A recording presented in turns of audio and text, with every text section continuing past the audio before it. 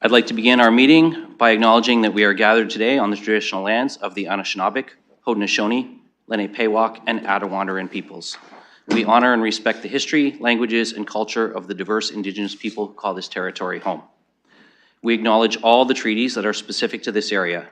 The Two-Row Wampum Belt Treaty of the Haudenosaunee Confederacy and the Silver Chain Covenant, the Beaver Hunting Grounds of the Haudenosaunee, Nanfan Treaty of 1701, the McKee Treaty of 1790, the London Township Treaty of 1796, the Huron Tract Treaty of 1827 with the Anishinaabe, and the Dish with One Spoon Covenant Wampum of the Anishinaabe and Haudenosaunee.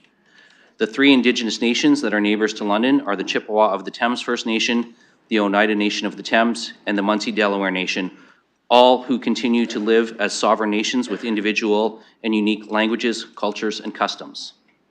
The City of London is also committed to making every effort to provide alternate formats and communication supports for meetings upon request. And to make a request specific to this meeting, please contact councilagenda@london.ca or phone 519-661-2489, extension 2425. Colleagues, I have the pleasure today, while the mayor is away in Washington, of chairing today's meeting, and that starts with welcoming today's anthem performer. Originally from Oshawa, Ontario, Sabrina Turnpenny now studies music with honors in music education at Western University. Calling London her new home, she looks to attend Teachers College beginning in September in the intermediate and senior grade divisions. Oh, you're going for the tough ones to teach. Her main instrument is the oboe, although she enjoys performing on all woodwind instruments. Please join me in welcoming Sabrina, who will now perform the national anthem for us.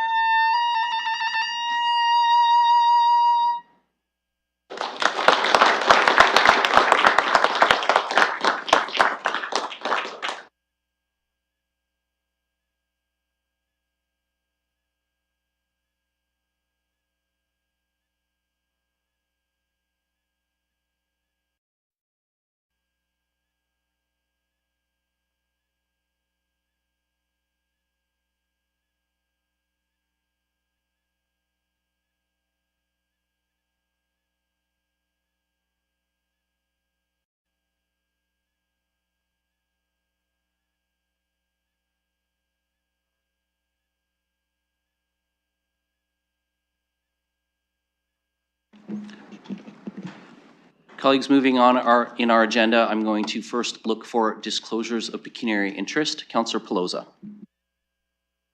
Thank you. Just disclosing a pecuniary interest on the CAPS agenda, 8 on the council agenda, 4.1 within the package being the Bob Hayward YMCA at 1050 Hamilton Road. As a member of my family works for Good Life, so competing industry. Looking for any others? Seeing none, then we will move on to recognitions, and I will go first to Councillor Rahman.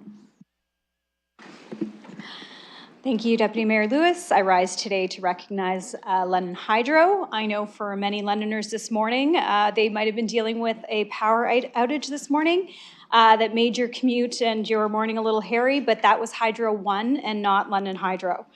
On a more serious note, I want to take a moment and say congratulations on behalf of members of council. I want to take a moment to recognize London Hydro for becoming one of Canada's top 100 employers and as one of Southwestern Ontario's top employers for 2025. This award recognizes London Hydro's commitment to being an employer of choice while contributing to the local economy and our community.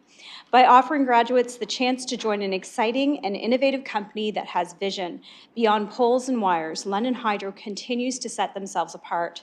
Congratulations, London Hydro, and thank you all for allowing me to do the recognition. Thank you, Councillor Rahman, and I will turn next to Councillor Pelosa.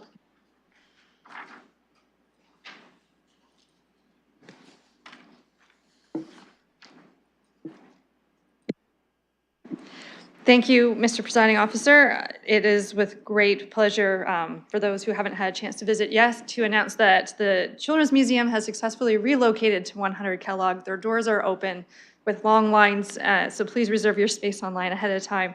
It has been a phenomenal journey, recognizing they opened in 1977 with Carol Johnson's vision of a place for children to celebrate childhood. They've evolved from local parks to the old school where many of us have memories with our own children to now what's going to be a Canada-wide renowned, if not internationally, renowned children's museum as a 42-year-long vision. So please go check it out as 100 Kellogg continues to evolve into a magnificent jewel of the city and a tourism destination.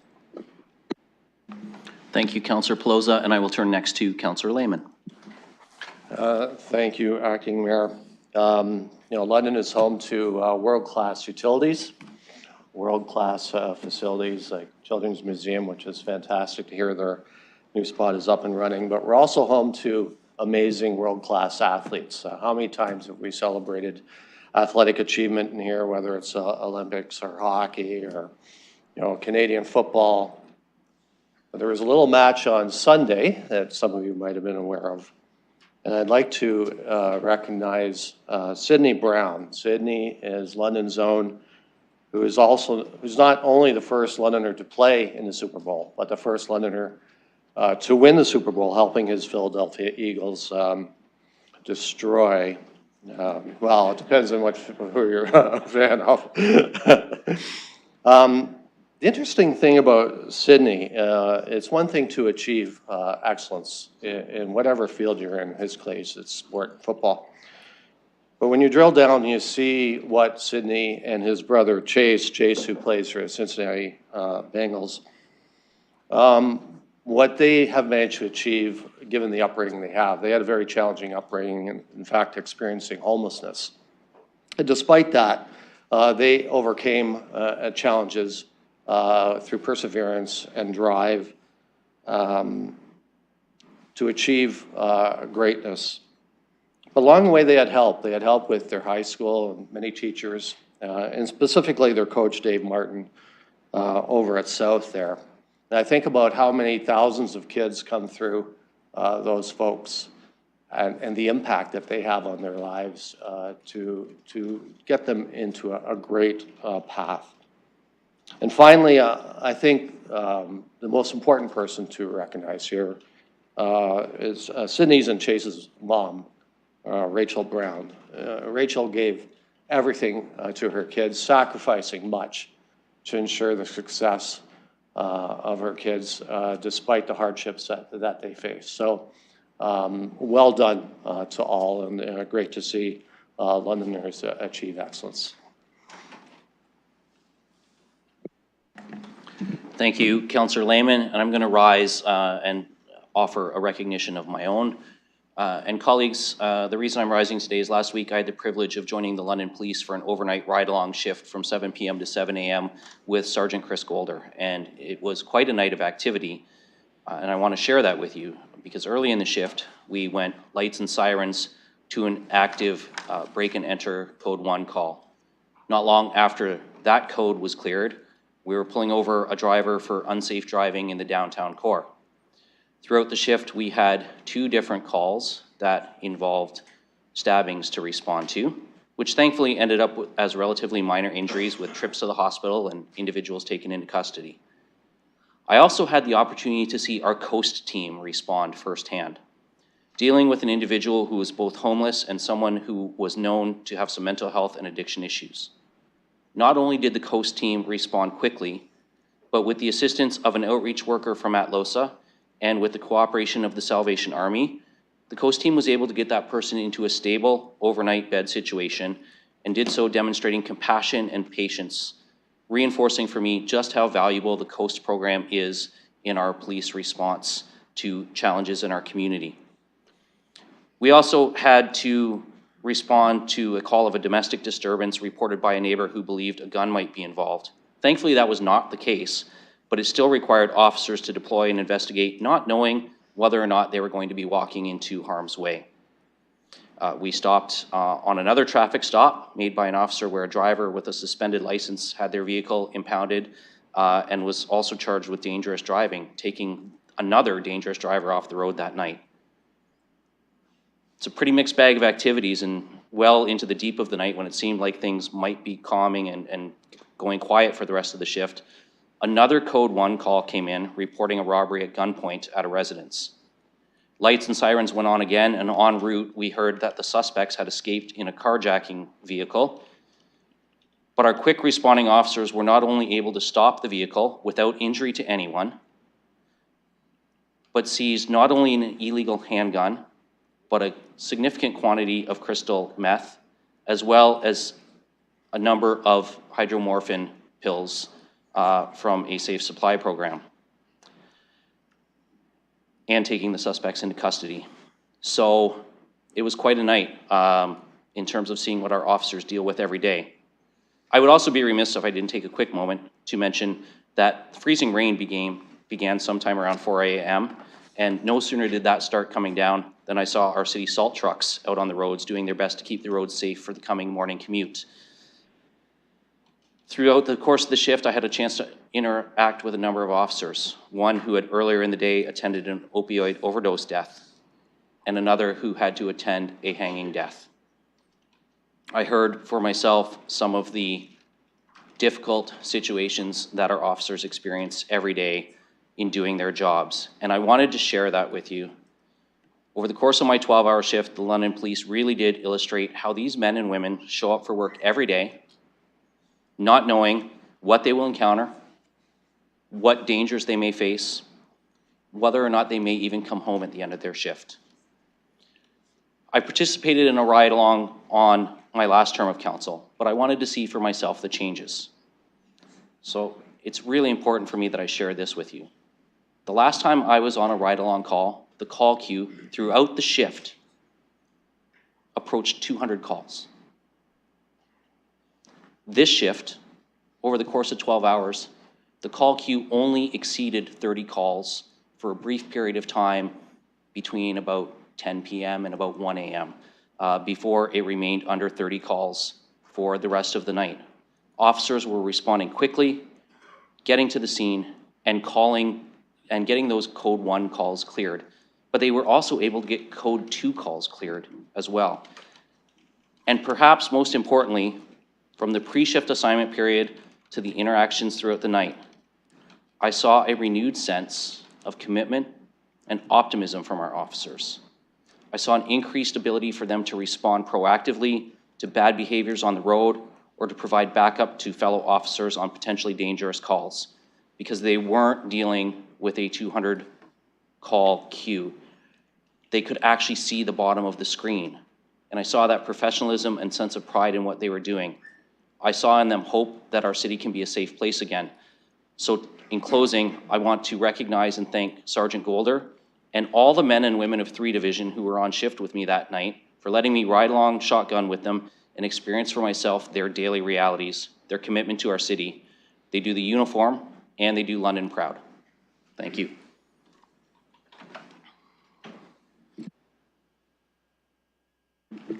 Now, colleagues, before we move along to our review of Councillor Trussow. Yes, thank you very much. I would like to very briefly acknowledge the work of the London Black History Coordinating Committee, which is coordinating a number of celebrations and events this month. Many of them held at the museum or the library or other places around town, too numerous for me to mention.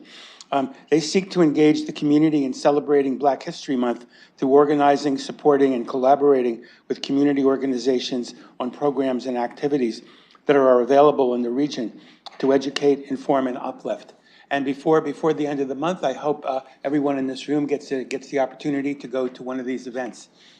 Given the situation in the world today, I think sometimes we take these celebrations for granted. And I've really been reflecting on the importance of Black History Month in London, and it's more important than it ever was. So please try to engage with some of their programs. I won't give you a whole calendar right now, but it's there online. And again, thank you very much to the coordinating committee. Thank you. Thank you, Councillor Trossow.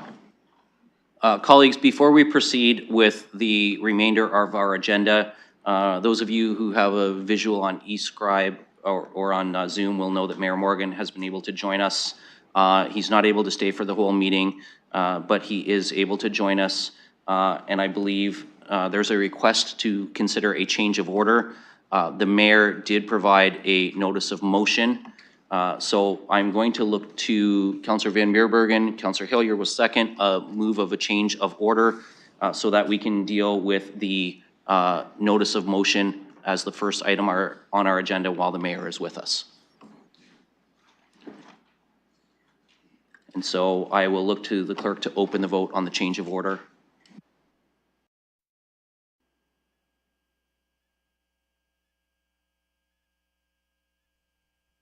Councillor In Stevenson favor. votes yes. Mayor Morgan votes yes.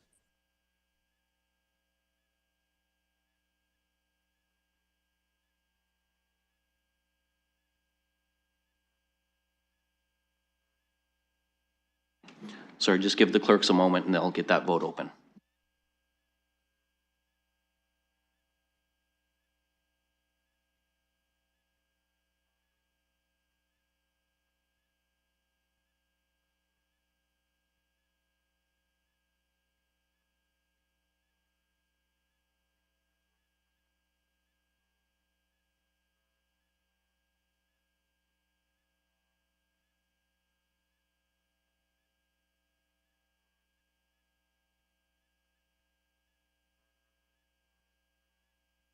Councillor Cuddy? Yes. Noted. Closing the vote. Motion carries 13-0. Okay, so the change of order is approved. So now we need to move on for leave for the notice of motion given. So we do require a vote to give leave for the mayor to introduce the motion that he had put on our agenda. So that's moved by Councillor Van Meerbergen and seconded by Councillor Lehman that leave be given.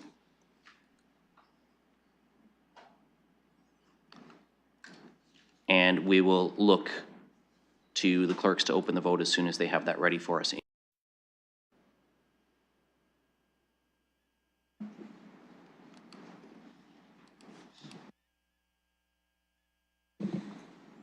And that should now be open. Mayor Morgan and Councillor Stevenson, if you can give us your votes.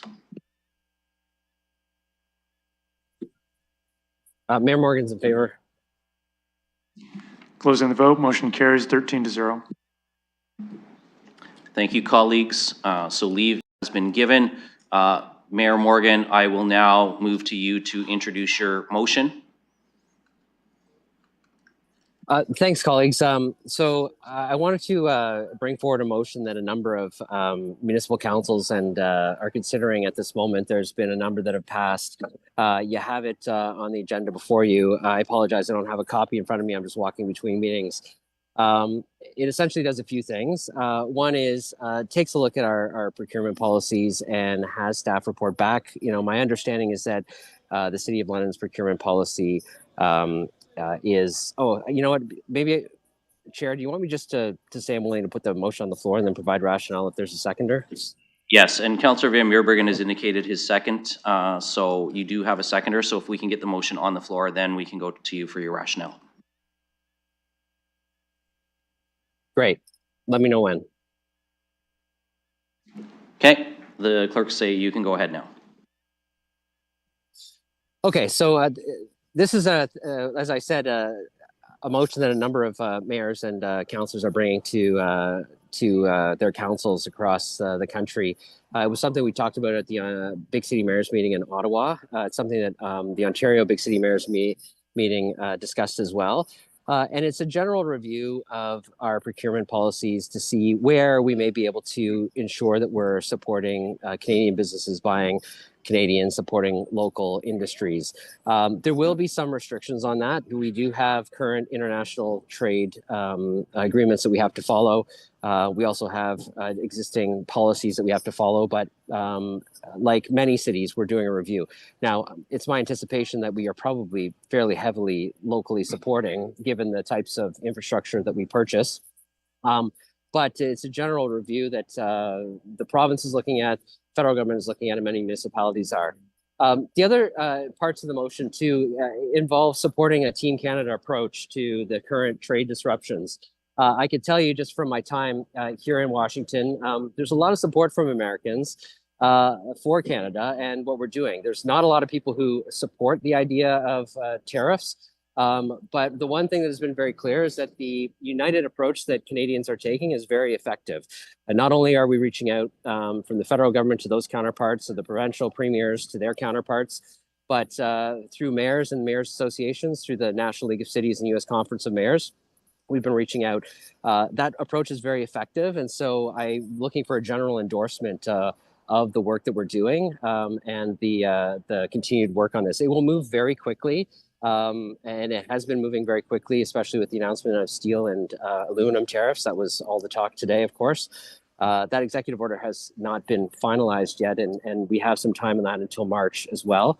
But, you know, our united approach is pretty important. And so, you know, that's another component of the motion. I think rather than just talk using up all my time, I'll leave it at that. I know that colleagues want to share their opinions on this. There's all the components of the motion there. I'd be happy to answer any clarifying questions, but I'll leave it to the debate after that now that the motion's on the floor. So I appreciate council's consideration. I also appreciate the uniqueness of me not there and having the opportunity to still participate in the discussion. So thank you for changing the agenda. I really appreciate that. Thank you, Your Worship. And I do know that you have a limited window of time, so if you do have to leave before the debate's complete, please feel free to interject so that we can allow you to leave, and we'll get another name on the mover position so that the debate can continue. So I'll look for speakers on this. I believe Councillor Van Meerbergen, you wanted to speak to this as well, so yes. I'll look to you first. Well, thank you, Acting Mayor. I want to first thank Mayor Morgan. I brought this matter up at the last council meeting as an inquiry, and it was very gratifying to hear that he was already well underway on working on this with staff and others. And so what we see today is something that's 110% necessary. I would hope that all of us vote that this would be a unanimous vote because it shows the whole united Canada approach. Even just this past weekend in the grocery store, for the first time ever, I heard active conversations among consumers about what products were Canadian, what products weren't.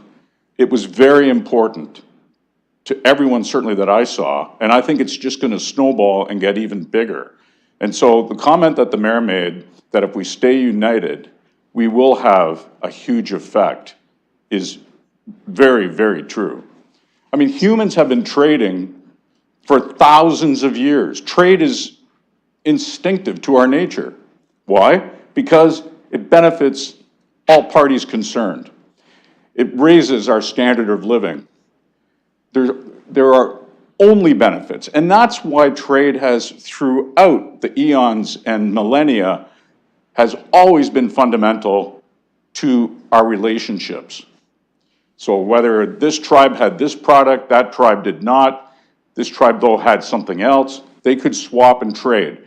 We have refined that through the years to the point where the North American Free Trade Agreement, which is now CUMSA or whatever, it's that three-party relationship that we have. We've honed it for generations to the point where it has become a true thing of beauty. My own personal experience is I spend and have spent through many years, a lot of time in the United States and some in Mexico regarding the automotive sector. And we saw how intricate that was when we had the truckers have a blockade at the Ambassador Bridge. I mean, it only took one day to get things to actually stop in the entire North American supply chain. Experts in this industry have said if this tariff at 25% goes through, just that one sector, the automotive sector, will grind to a halt in 4 to 5 days. The impact of that is unbelievable. How we got to this stage is certainly not Canada's fault. It's not Mexico's fault. It's the leadership of that president at the United States currently that has thrown a monkey wrench into something which has benefited and floated all boats. And now that is all basically in peril. So again, thank you to the mayor for this motion. It's something that we can do at the municipal level. Very important, but again, everyone has a role to play.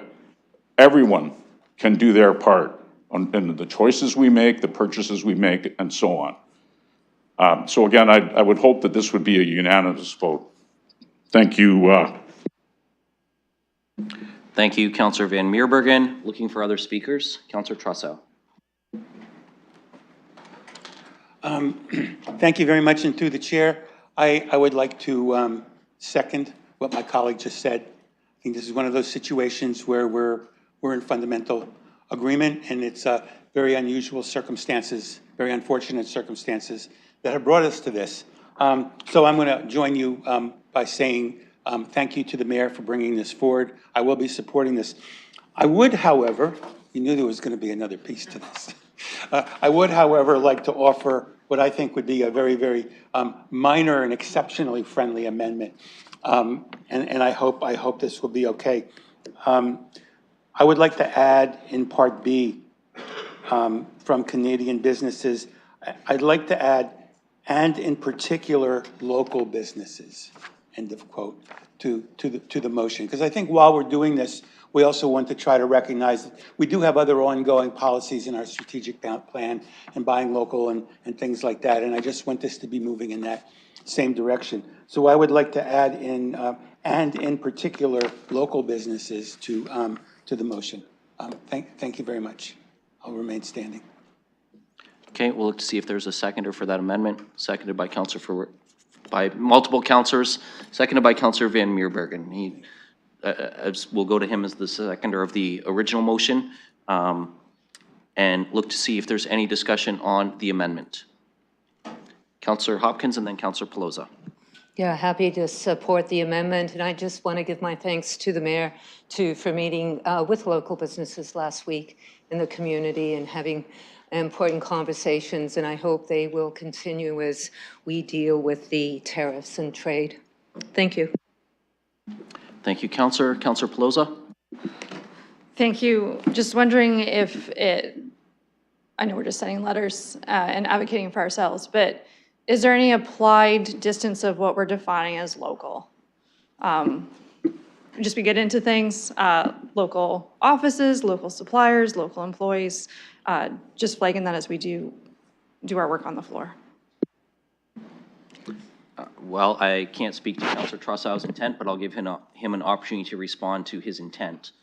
Well, we could ask the same question about Canadian businesses in terms of percentage of ownerships and all sorts of allocation rules. And I think the intent of this motion was to keep it general. I think it's pretty clear what's meant by this. I believe that to go into a long discussion of what constitutes local, just like what constitutes Canadian, would derail the speed with which we're trying to do this. So I'm going to decline answering that, and the intention is to be very, very general. And this needs to be filled in with other things in our procurement policy. Thank you. Thank you, Councillor. I will just add that I think it's important to recognize that Clause B is the mayor be requested to advocate. And so I think that the definition of local would be something that might be an ongoing discussion between members of council and the mayor as that advocacy work picks up. I would turn to the mayor to see if he wants to comment if that would be his intent. Yes, I have no objections to the amendment at all. I think, listen, for Councillor Pelosi's concern and through the chair, we know that we're a local economic region. Like we know that our general economic region that we operate within is well beyond the city's limits. We're integrated with the existing small communities around us. We're highly connected to the investments that are out there industrially, like with St. Thomas and others. So, I mean, local is a proximity thing. And I think the general idea here is let's try to support the local economy. We know that, local suppliers and not transporting goods long distances it's good for the environment as well. So I think the intent is clear. I'm not sure we need to define it further. And listen, part of this will require like changes in legislation. That's why it's an advocacy piece, right? So as the different levels of government are considering that, which I can tell you they are actively considering, I think us expressing our desire to have some flexibility to procure locally, but certainly Canadian, and Councillor Trousseau is right. There are a number of definitions of what that means, but there are some very clear examples of what is not Canadian out there. And so how that plays out, we don't know. I want to add one piece of context that makes this piece of the motion relevant. And that is, I know that we are used to operating under specific international rules and trade agreements and procurement policies. I can tell you from everybody I've spoken to, the current administration at the top of the United States government does not care about rules. Like they just don't. If they don't like them, they're going to try to do something different. And so all of these things are likely up for adjustment over the next little while, whether it's renegotiating CUSMA or the USMCA or looking at these sorts of policies. What this clause says is we are going to choose to be active in the lobbying efforts. We are going to decide as a city that we are going to participate in them. And we're not just going to sit back and hope that it all works out for the best for our community or our region. So I fully support Councillor Trousseau's amendment, and I fully support engaging with members of council on an ongoing basis on their concerns or what they think that means with our advocacy efforts as well. So thank you, Chair. Thank you, Your Worship. Looking for any other speakers on the amendment? Seeing none, then I'm going to ask the clerk to open the vote on the amendment.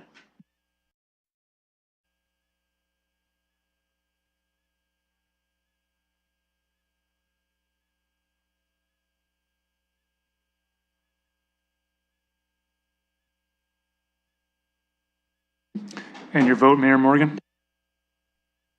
I vote in favor. Thank you. Thank you. Noted. Closing the vote. Motion carries 13-0. And now, colleagues, we're back to the main motion as amended. We'll keep the same mover and seconder on the as amended, hearing that they both supported the amendment. Looking for any other speakers before we call the vote? Councillor Ferreira. Thank you, Acting Mayor. So I fully support this motion as well. I fully support the amendment too. I just wanted to speak to this one. Canada and our local economy, especially with our good supply chain, is very integrated into the North American economy, and we, do have lots of risks because of that. So kind of bringing a motion and focusing on our local economy and just raising it up and protecting ourselves for the future, especially considering we have what's propped up on the other side of the border, is a very good thing. So I'm in full support of that. I would also say that, considering the priorities of everything, we do have a provincial election as well going on, and that is, the end date of that is the 27th of February. So I would also say to councillors and to council, we should not also forget the priorities of the city. That's things that we need to bring for the province. That's healthcare, that's housing, and those are basically the things that we're always talking about here. So, in that time, I would say, please do not forget that we should also be really kind of promoting and advocating for the needs of the city and the needs of the province as well. I understand we have an existential threat that has popped up on the other side of the border. And I also understand that, as the mayor said, and I totally agree with him, that the actors on the other side may not really care about the rules, and they may just be using this as a negotiating tactic, or they may be using this as something else. But in the end, if we shouldn't lose our focus on the priorities of the city, we need to focus on what the province needs. We need to understand and we need to advocate for that. Any type of face time that we have with our provincial leaders, if we have that face time and we're right face to face, we need to be advocating for those priorities of the city, because those aren't going to go away. And this is the time, the most critical time, to be advocating for that. So we should use that time, we should use this time, because we do have an end date, and we need to ensure that the province hears what we need and the province hears what we're saying. So in addition to protecting our local economy, to protecting our value supply chain, to protecting our integration in the North American economy, we also need to remember that there are priorities for the city, there are priorities for the province, and we need to advocate for those priorities. Thank you, Councillor Ferreira. And looking for other speakers. Mayor Morgan, were you back on the main motion as amended? Yeah, I'm going to speak to the as amended motion now, since it's a new motion. Okay, go ahead. I'm going to start the timer on you this time, though. Yeah, I want to add something that I didn't add before, because it's pretty important. First, let me comment briefly through the chair on Councillor Ferreira's comment. Yes, this motion is very important to the Team Canada approach. I can tell you I met with the Premier this morning, and I always take the opportunity when I have a chance to meet with the Premier to advocate for our other priorities within our city. So when there's an ability for a side conversation, the types of things that we need beyond this to continue to grow the city effectively, to support our work on homelessness, housing affordability, all of those things I raised this morning with the Premier when I had the chance. So make no mistake, we're not going to, just because we're on a big team doesn't mean we're not going to advocate for the things that we need. What I want to say to the main as amended motion that I want to make very clear from my engagements this morning with the U.S. Chamber of Commerce and American business leaders is Americans are on our side. Like just because we need to protect ourselves, just because we need to take some actions to support a Team Canada approach, does not mean that Americans and Canadians are not very close allies, very closely economically integrated, and we have carved out something that is the envy of the world from an economic perspective. What we have to do is continue to protect that. And the best way to do that is we are not against Americans in this. In fact, we are here advocating alongside of Americans to the Trump administration that this is a bad idea. It's a bad idea for Canadians. It's a bad idea for Americans. It's a bad idea for both of our businesses. It's a bad idea for the residents who are going in. It's a bad idea for people who want to buy fire trucks because they're made in the US. It's a bad idea all around, and we just need to convince one administration, one person at the top. That is going to involve not only a Team of Canada approach, but also a strategic alliance with key American influencers, which is part of the work here. So the work of municipal councils to pass resolutions of these are really important to the actual on-the-ground advocacy that's happening here today. I can tell you the Mayor of Kitchener, who I spoke with this morning, passed a resolution at his council yesterday. We appreciate the work that municipal councils are doing, and I appreciate your support for this motion. Wish I could be there with you guys, but I appreciate the work that you have to do today as well. Thank you, Your Worship, and you're well under your 5 minutes. So, however, it's council, you only get to speak once, so I won't be coming back to you on this one. Looking for any other speakers before we call the vote? And seeing none, I will ask the clerk to open the vote. Mayor Morgan's in favor. Closing the vote, motion carries 13-0. Thank you, colleagues. So that dispenses with our notice of motion. Moving on, our next item is review of confidential matters to be considered in public. There are none. Chair? Yes, Mayor. As per our procedure bylaw, I'm informing you that I won't be returning to the meeting. I have to go into another meeting here. Okay? Thank you. And I'm sure on behalf of council, everyone wishes you the best of luck in this afternoon's meetings, and we hope they're productive. Moving along, the review of confidential matters to be considered in public, there are none. That brings us to our closed session, so I will need a motion to move in camera, moved by Councillor Hopkins and seconded by Councillor Hillier. And we'll ask the clerk to open the vote on that.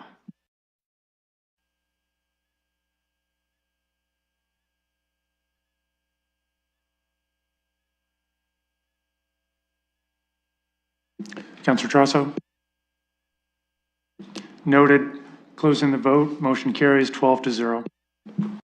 Thank you, colleagues. We will move to committee room 5 for our in-camera session. And for those in the gallery, we will return when we're done with our confidential matters.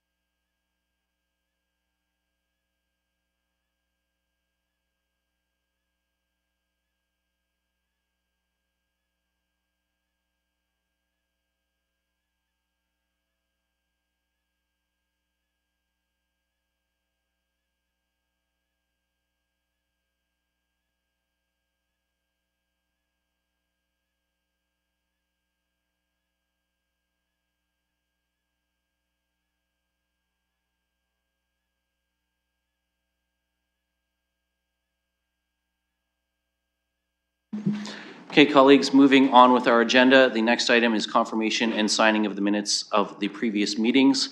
Look for a mover and a seconder. Moved by Councillor Ferreira, seconded by Councillor Van Meerbergen. Looking for any questions, comments? Seeing none, we will ask the clerk to open the vote on that.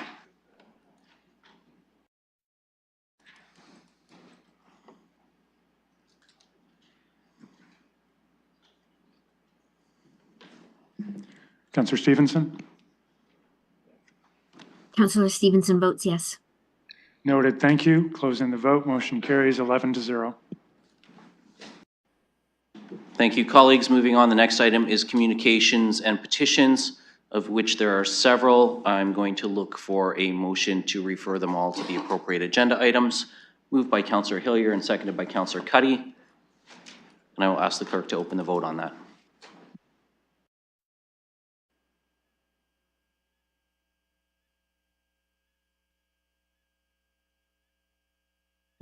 Closing the vote. Motion carries 11-0. Thank you, everyone. Moving on, we have already dealt with motions of which notice is given. That brings us to committee reports.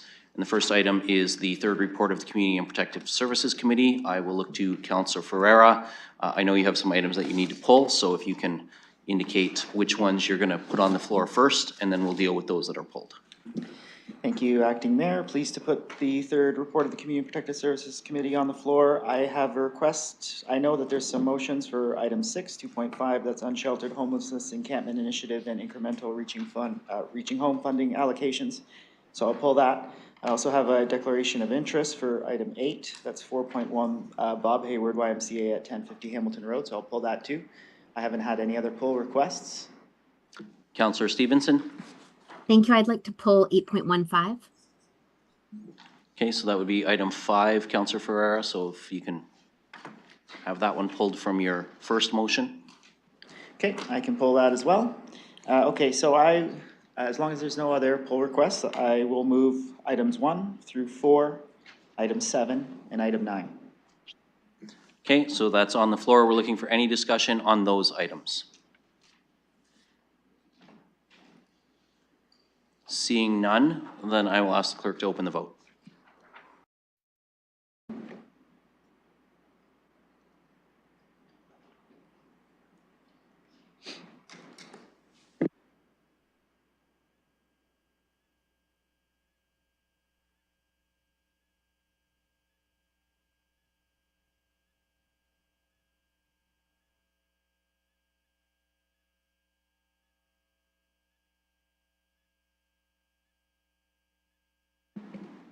Closing the vote. Motion carries 12-0. Councillor Ferreira. Thank you, Acting Mayor. Okay, so that leaves me with item 5. I will put that on the floor. That's 2.4, the whole community system response Q4 quarterly report. Okay, so that's on the floor. Looking for any speakers. Councillor Rahman. Thank you, and through you. So I have circulated a few amendments to this item. Just want to... Councillor, I'm just going to stop you there. You circulated amendments on item 6. This is item 5, the whole of community quarterly. Okay, then I have Councillor Stevenson next. Thank you. I just pulled this to vote against it. I just want to be consistent with what I've been saying pretty much since the start of this whole community response that... Councillor... I muted myself there. Yeah, sorry. Go ahead. Yeah. Okay. I don't know where I left off there, but I'm going to be voting against this to be consistent with what I've been saying pretty much since the beginning of the whole community response 2 years ago, that the reports for me aren't giving me and what I'm hearing from the public what they want to see. The AMO homelessness report talked about functional zero, where homelessness is rare, brief, and non-recurring. And I'd love to see a report that tells us how we're doing in terms of getting there. What are the local successes? Because the report I saw says that we're increasing by 5% per year. We have no warming centers.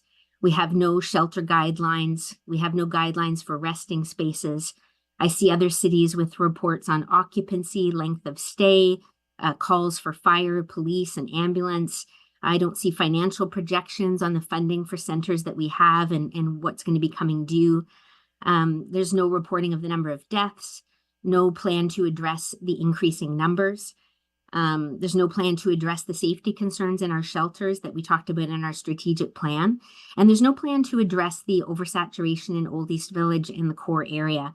We're talking here about expanding the Arcade footprint in the core area. There's a new Unity shelter that's planned to come across from Aeolian Hall. And it just doesn't seem to be in alignment with what has been recognized over the last 5 years or so in terms of the oversaturation in the downtown and the core areas and what that is doing to businesses and neighborhoods that don't have options to escape and they don't have support services available to deal with their issues and concerns. So I'll be voting no to receiving this. Thank you, Councillor. Looking for any others? Seeing none, then I will ask the clerk to open the vote.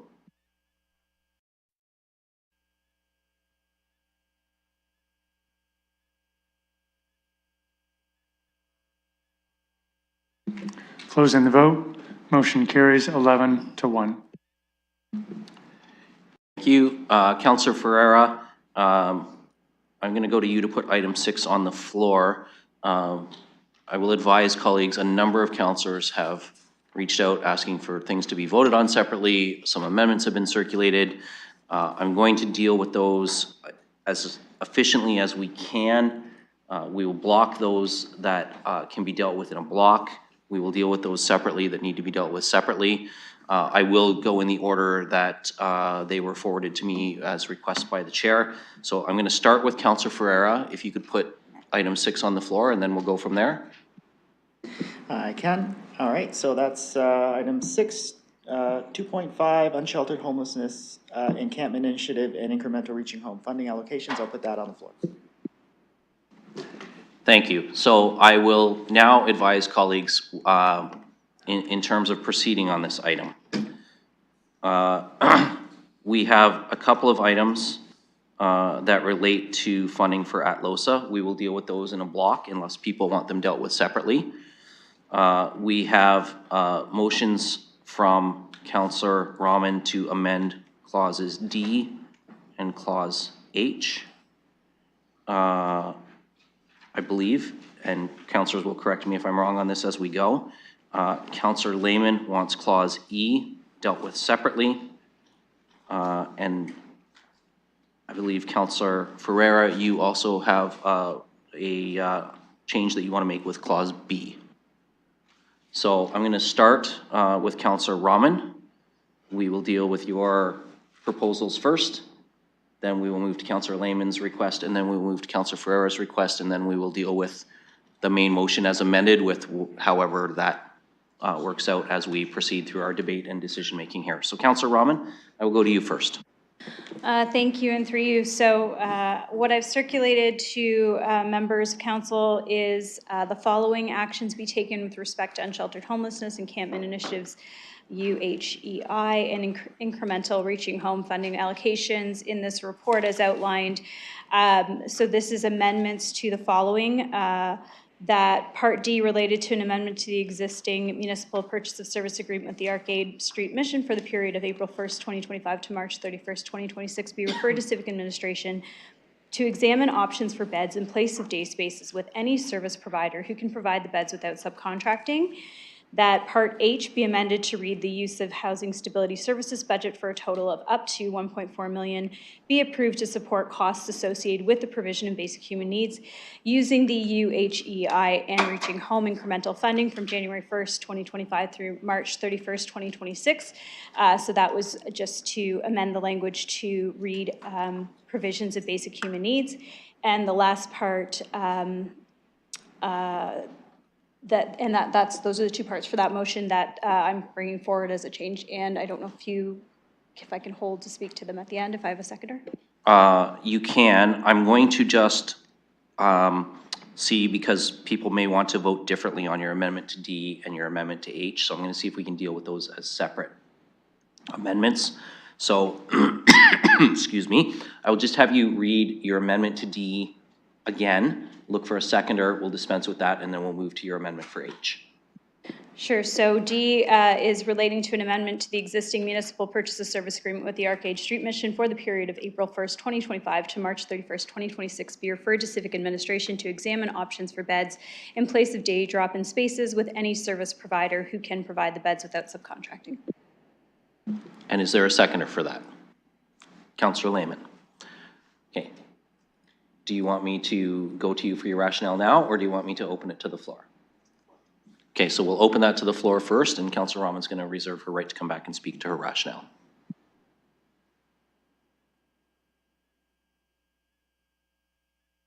So I don't have anyone. Oh, Councillor Stevenson. Thank you. I just wanted to say that I'm going to be supporting this and that I appreciate this amendment. This funding is to go until March 31st of 2026, so through until next winter. And I really do want us to focus on beds, not the indoor spaces. That's the priority. We have cities around us that are able to bring their people indoors during the winter. And that is what I hear from people all of the time, that we should not have Londoners sleeping outside in this kind of weather. And I've been saying that consistently. I appreciate this motion. I will absolutely be supporting it. Anything that focuses and brings London with a commitment to bring all people indoors in the cold winter weather months is going to have my support. Thank you. Thank you, Councillor Stevenson. Looking for other speakers. Point of order. Okay. Councillor Trussow. The point of order I'd like to make is I received these amendments just maybe an hour before the meeting, and it's really hard for me to evaluate this and understand whether I want to support this or not when the proponent reserves their rationale until afterwards. So so long as I can reserve my response to her rationale, I'm okay with that. But this sort of puts me in a bad position from the point of view of being able to argue this. So, Councillor, I'm going to rule that's not really a point of order. A councillor can introduce amendments on the floor. It's certainly encouraged that we don't. And it was circulated in advance, although I will grant you not with a lot of notice, but it is within any councillor's right to move an amendment even on the floor. The councillor can also introduce a motion but choose not to speak to it. We can't play who's going to wait for their turn to speak forever. People are going to have to get their name on a speaker's list one way or the other and decide when it's their opportunity to speak or not. So that's the decision of each individual councillor. There's no procedural rules that I can apply to require people to speak in a certain order. In which case I'll reserve my comments. Okay. So I'm looking for other speakers to the amendment. Councillor Pelosa. Thank you, and through you to the appropriate staff, looking to see if they have any comments on the potential impacts or changes we would see of day use space versus beds if this decision moves forward. Mr. Dickens. Thank you, and through the chair. With this amended motion, we would need to go out and seek participation from organizations that can operationalize beds. So in the absence or in place of the daytime resting space, we would first need to confirm if there are folks that have indoor spaces or indoor beds. We would want to do that as quick as possible to make sure we can come back and ratify any agreements by the end of March to have this in place by April 1st. My understanding in speaking to the councillor that has moved this motion is that in the absence of finding organizations that can actually mobilize beds, that we would still be in a position to perhaps pursue the day drop-in spaces. Councillor Pelosa, you're good. Looking for other speakers. Councillor Ferreira. Thank you, Chair. Hopefully I can ask questions while I'm reporting as the chair of the committee. So like the way I see this motion is like it's being referred back and we are going to get another report back to committee. So I guess my first question would be what is the feasibility to actually have that report back before the April 1st deadline here? Because I do see that the funding is supposed to go from April 1st to March 31st, April 1st, 2025 to March 31st, 2026. So I just want to make sure that we don't have any gaps of any services. So I just wanted to go to staff and kind of get, I guess, I know I might be crystal balling it here, but if you could just come back and let us know what is the likelihood that we'll have this report back, the work done, and we won't have any gaps.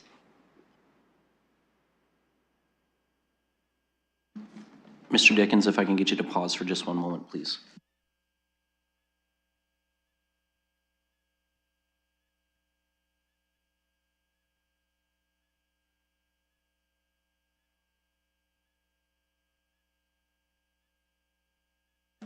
Okay, sorry, I just wanted to check with your question, Councillor, in terms of the number of council meetings between now and April 1st.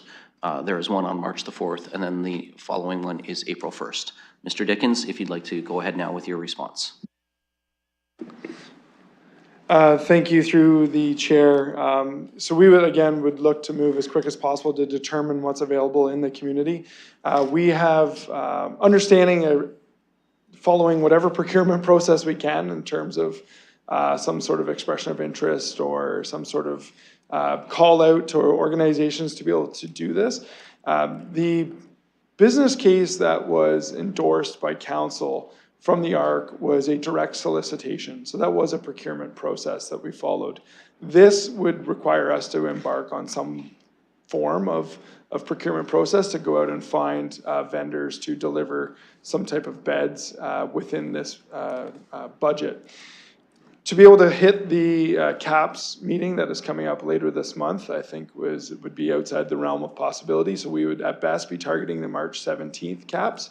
Now, if we go out with the support of the procurement team and find the best avenue to go and find partners that might be able to participate in this, and we find that there aren't any, we may be able to update you at the February CAPS to say that. But if there is an interest, we'd have to follow that process to get it back here. That being said, we have been in contact with organizations throughout the cold weather events, asking for people with available space. And again, last week and again this morning, asking organizations, can you offer beds? Do you have available space? Have you indicated this to any member of council that you have available space? And so far the responses have been no, they do not. But that being said, we have not heard from every provider yet. So we'll wait to see what we hear back. Councillor Ferreira.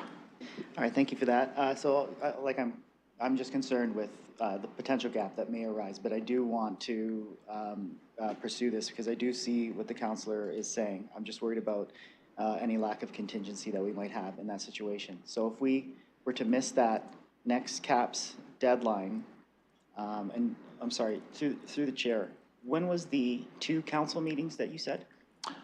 So one is on March the 4th, which the February CAPS would report into. The other is on April 1st, which the March CAPS would report into. So we would be able to ratify something on the 1st of April, potentially. Okay, that's where I was going with that.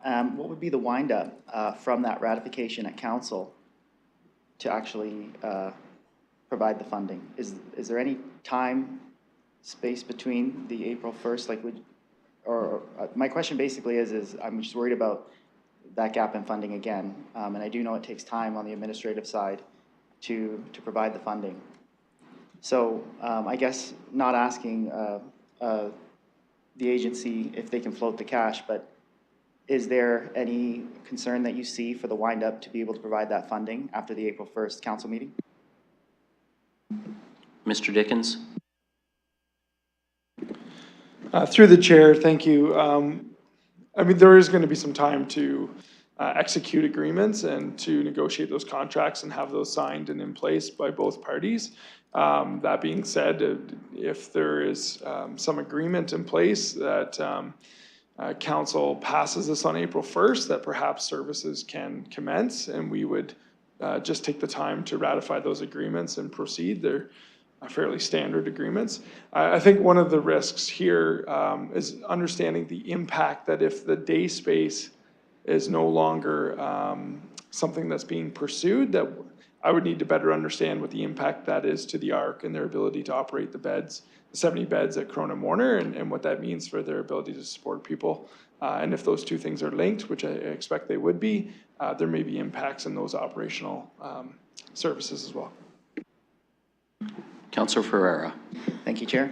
Okay, I appreciate that answer. I just want to make sure that we find a solution and find funding that works. And I do feel like myself personally, I do need more time to do this work. I'm really adverse to doing committee work at council, so I do like the referral back. And I would also say that if we find ourselves during a time between a couple meetings, and if I can as chair, maybe call a special meeting if you need to, I will do that for the committee so we can hit that April 1st deadline. So I would say to the Deputy City Manager, just know that you don't have to follow, the deadline for the CAPS committee is not a deadline for you. I can be flexible and I'll call a special meeting, and I will support the motion. Thank you, Councillor Ferreira. Looking for other speakers. Councillor Rahman. Thank you, and through you. So the rationale for my motion, and I'm only speaking to the amended portion at this time, it relates to the communication we received on January 21st, 2025. So Council received an open letter, and that open letter came from Arcade, London Cares, Unity Project, and other organizations. And they were asking us at that time to take a different approach. Just a few days later, this report comes to CAPS and asks us to provide the same supports that don't align with the approach that they've now requested support for. And I understand one was related to cold weather and extreme weather, but what I saw in front of us was a request to use funds. And so at the time that we're seeing these kinds of requests come forward, my concern is that we have limited resources. And so if there are other approaches that are needed, if there are other solutions that we need to be discussing, then we need to be having those conversations while we're making these kinds of decisions. The decision we made in November to support the ARC and the day spaces, it at that time for me included overnight spaces, and so I was more inclined to support both those activities at the same time. And now I'm hearing, again, reading this report in this moment in time, again, we're going to see another increase in the amount of folks that are living unsheltered in our community, and up to 5% every year.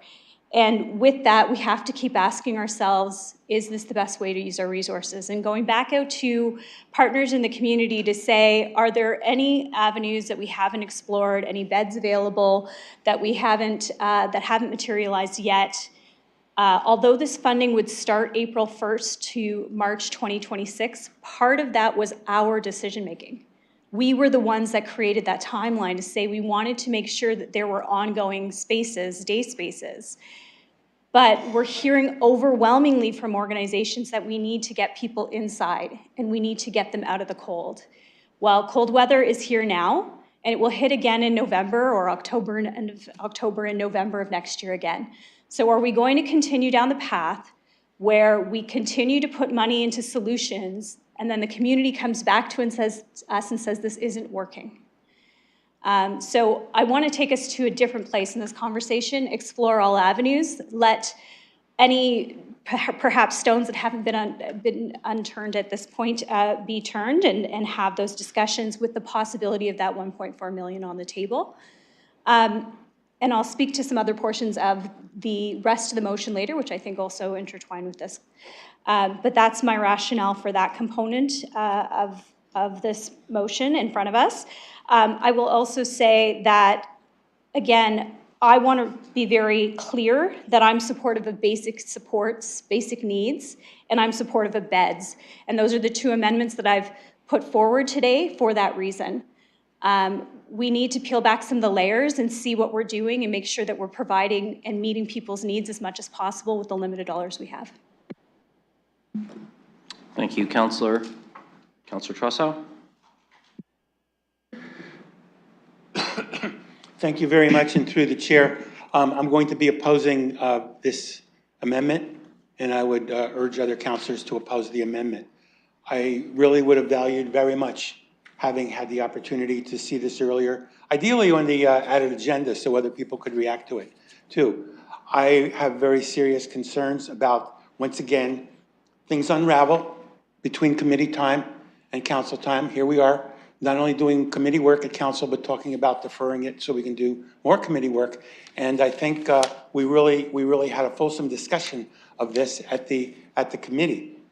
Furthermore, I would very much like to get a better analysis with less uncertainty about whether or not there is a gap and how many meetings we have to schedule. And yes, we can call a special meeting, but that would be unusual, and our calendar is pretty full as it is.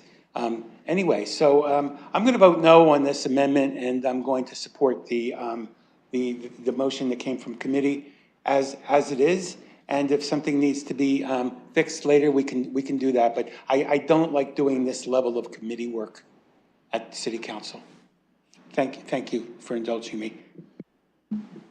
Thank you, Councillor Trossow. Looking for any others, Councillor Lehman. Thank you. No, I share the councillor's frustration. And I think what was referred to originally is before, an hour before council, we received a letter from a number of our providers, including one that we're discussing here, outlining concern that we weren't addressing extreme cold weather response. Well, we have been told that we need to direct resources for response throughout the year, and so we did. We allocated resources and plans to allow for more spots throughout the year, and then we hear back, well, what about in cold weather? So that, I'm supporting this, and because I've kind of changed my focus, it is beds. When it gets cold out, the concern is for people that are unsheltered to be out in the extreme environment.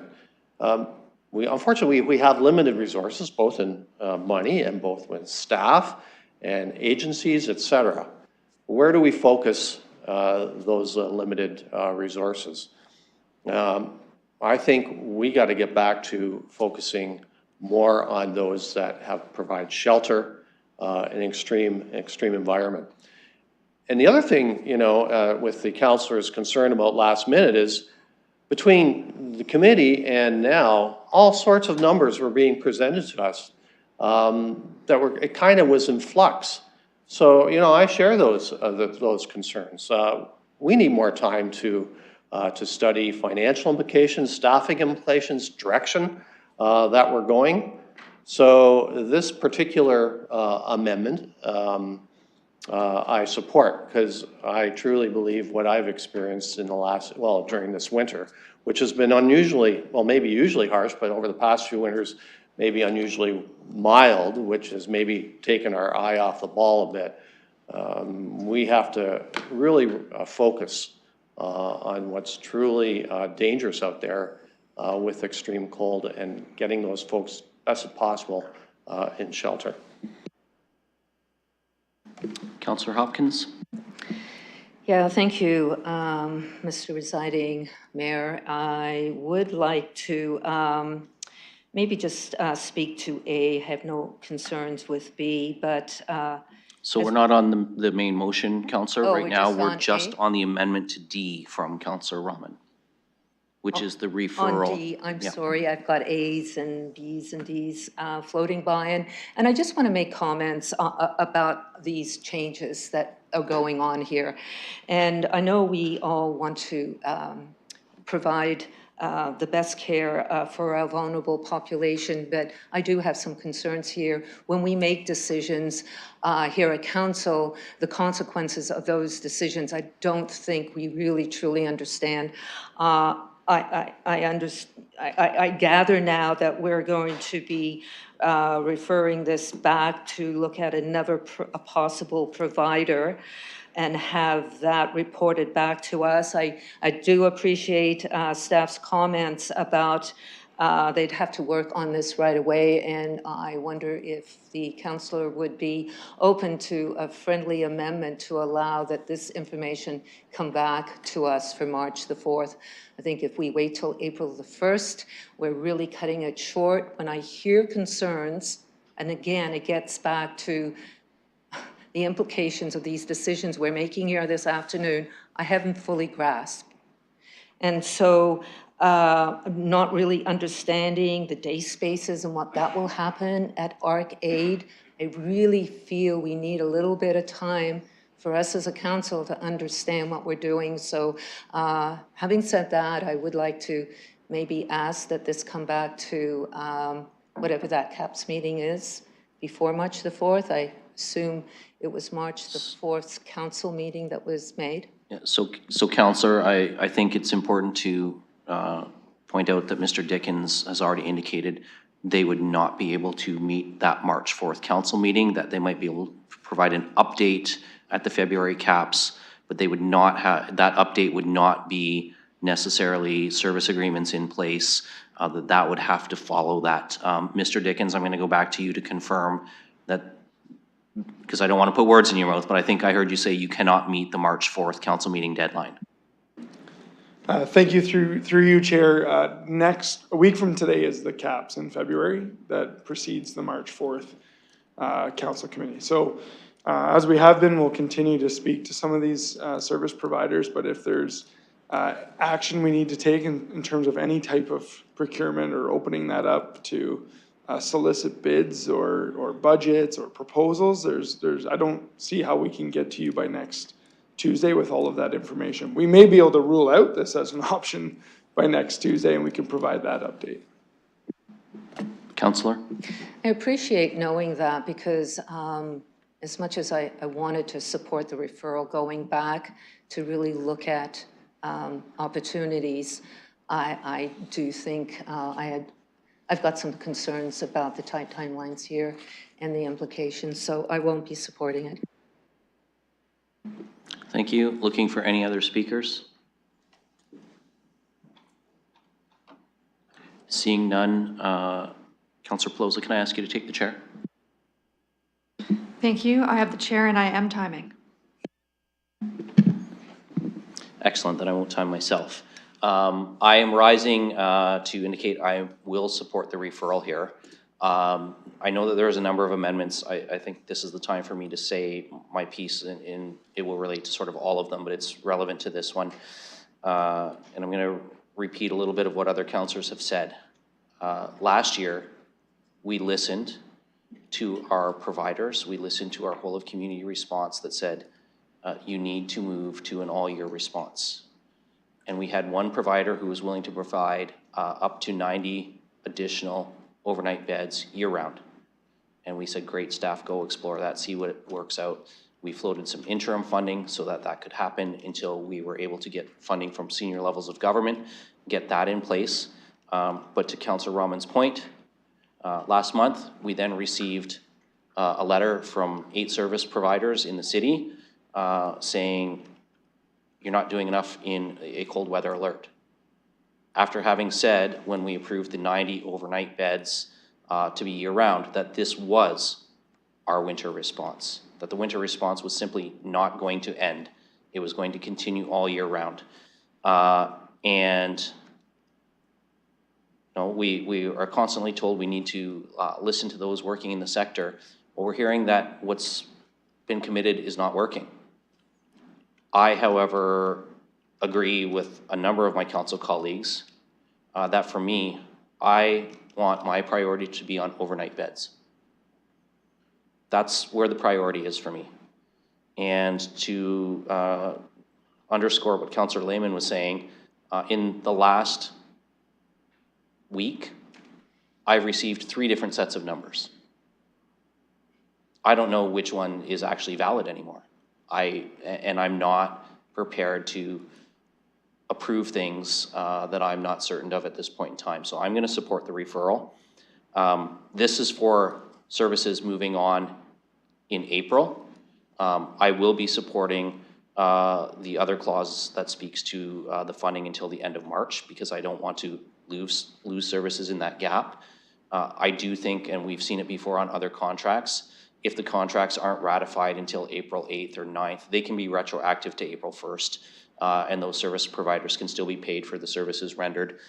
So while the timelines are tight, and I know our staff are going to have to do a lot of work in a very short order to reach out to the potential providers and see if additional beds can be secured, then I hope that they can come back with something. I am encouraged by the fact that during the cold weather alert, there were, before we even operationalized our emergency response at Chalk, my understanding is the previous night, 44 additional beds were operationalized by service providers in the community. I don't know what that means in terms of their ability to provide those on a longer term time frame, but I think that that has to be part of this discussion. So I'm going to support the referral. I will say I'm going to disagree slightly with Councillor Stevenson. I don't envision or I don't foresee how we're ever going to have a night where every single person is inside. And I saw that on my ride along, frankly. There are people who will still refuse to come inside even when there is a bed. That is not everybody, but there are those who will refuse. And I saw that on my ride along too. So I'm going to support this because I want to explore other options for overnight beds. If those do not materialize, then I think the daytime resting spaces are a good fallback, but they're not where my priority is. My priority is on the overnight times when other places are closed and there aren't opportunities to go into a library, into a community center, into another space and be out of the cold and warm up for half an hour or an hour at a time at 1 o'clock, 2 o'clock in the morning when those opportunities don't exist. That's when I'd like to see if we can operationalize some more beds. So I appreciate the councillor bringing this forward. I've been saying this consistently for a few months now. I said it at committee as well. If it means that we have to decrease the number of beds that are operating in July so that we are operating more overnight spaces when it's minus 20 out, then that's a direction and a discussion that I want to have. Thank you. You're 4 minutes and 27 seconds. I have no other hands I've seen in the interim and returning chair to you. Thank you, councillor. Looking for any other speakers before we call the vote? Seeing none, I will ask the clerk to open the vote then on the amendment.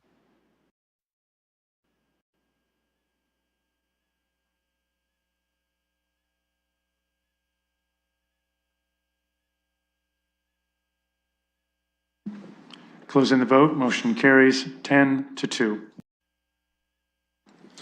Councillor Rahman, I'm going to ask you to remain standing and now introduce your motion on Part H. And then once you've introduced it, we'll see if there's a seconder. Once there is, I will see whether you wish to speak to it or yield to other speakers. Thank you, and through you. So I did provide the language and spoke to the language earlier. It is again to support basic provision of needs, and that's the amendment that I'm putting forward. And we'll look to see if you've got a seconder for that. Councillor Lehman. Councillor Rahman, did you want to speak to it now? No? Okay, we'll look to see other speakers. Councillor Pelosa. Thank you, Mr. Chair. Just a question through you to staff, realizing the main change noted here is the removal of the word transactional outreach. Just looking through you to staff to see if we do this wording change of removing transactional outreach, if it affects any of the provisions outlined for the funding that we're receiving. Well, let's ask that of Mr. Dickens or Mr. Cooper, whichever one wants to take that response.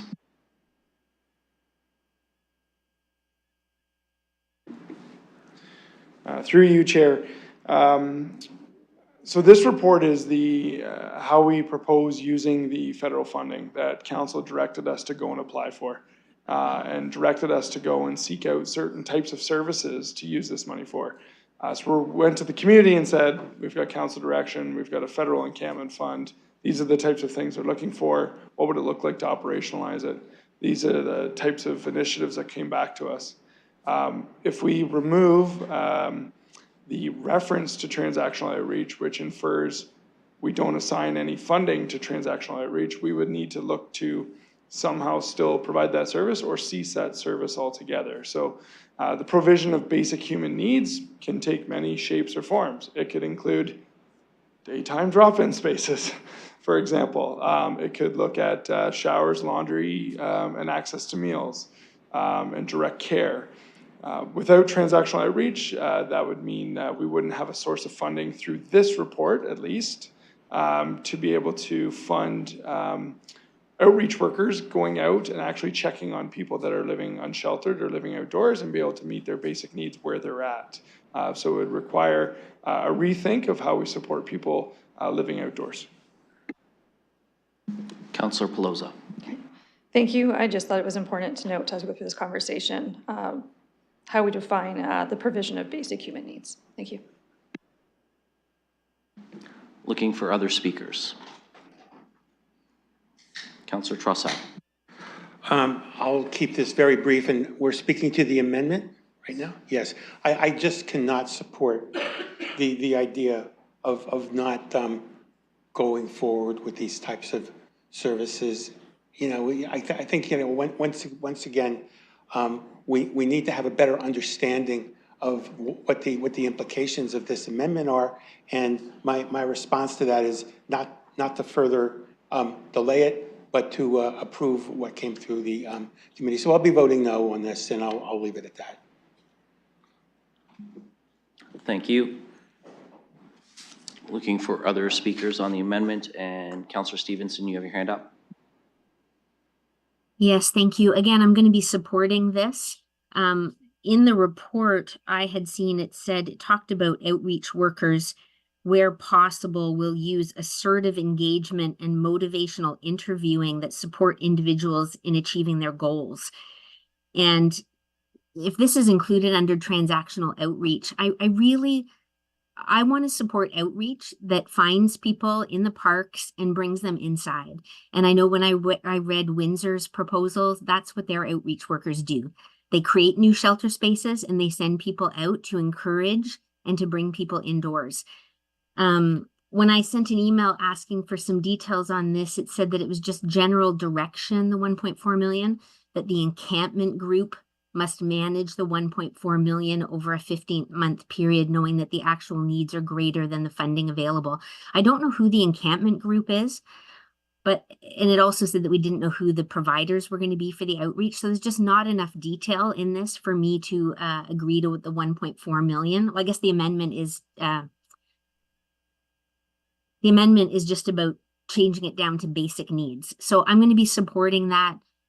When we talk about wellness checks and that kind of thing, I mean, people aren't okay out there. I don't think we need to go out there to realize that they're not okay. And I want the outreach I want all the money focused on indoor spaces that we're bringing people to. And basic needs would be things like washrooms, which I think everybody is for. In terms of food, we need to remember that our unhoused population gets the same amount per month that the people in our social housing and people on Ontario Works and ODSP get. Is it enough? No, but we don't try to solve that issue. And there's tons and tons of resources out there for that. When we talked about Arcade and these day spaces, I mean, Arcade's been on Dundas East for 40 years, but they've been a soup kitchen. They didn't need $1.4 million a year to do that. So I like the idea of the wording change, and I'll be bringing forward an amendment later about referring this, and I think some of my comments ventured onto that, but I'll be supporting this amendment. Thank you, Councillor Stevenson. Councillor Ferreira. Thank you, Chair. So from the comments from Councillor Pelosa and from kind of what I was looking at too, I do see that the transactional outreach has been removed from this motion. So I just want to go to staff, and if you can give me a definition of what transactional outreach means.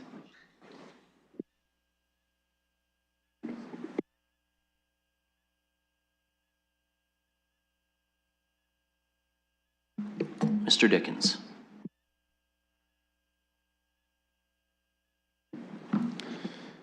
Through you, Chair, we have a definition of transactional outreach that was in a council-endorsed encampment plan. It outlines it there. We also have had workers doing a lot of what Councillor Stevenson described as transformational outreach, which is what Windsor does, is go out, work with people, get them on the pathway to housing, bring them indoors. We were directed by council not to include that transformational outreach as part of our submission to the federal government. So we focus on transactional outreach, which was meet their basic human needs. That is a requirement of the federal funding, that we do move people indoors. It's something that with this source of funding and UHEI, we actually have to report on outcomes to the federal government of how many people did we move from encampments to indoor spaces. That's solely a focus of what transactional outreach is to support people where they're at and get them indoors, into hubs, into housing, into shelters, into wherever we can. And so that would continue. And I think as far as a broad definition of transactional outreach, it is we're going out, meeting people where they're at, trying to sustain their basic human needs and move them indoors so they can be safe. Councillor Ferreira. Thank you, Chair. So transactional outreach, food, clothes, blankets, basic provisions that people need to survive out in the cold. Is that a fair, maybe, summary of transactional outreach? Okay, so the way I see it is, like, I am fully in support of transformational outreach as well, and I know that's bringing people inside, and that's what we should be doing. The truth is, it takes time to do that, and we have items on the floor that is showing that, you know, it is going to take time to do, it will take time to make those initiatives actually a physical reality. And in the meantime, people are going to need these basic provisions. So we need to make sure that people are going to make it until we get to that transformational component. So that's why I wouldn't be able to support this one. We need both the transactional and the transformational. Apologies for asking you for the definition, Mr. Dickens.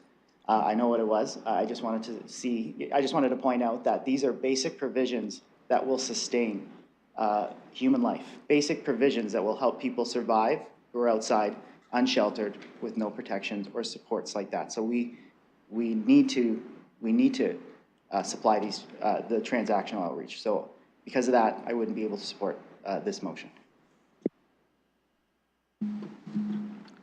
Looking for other speakers.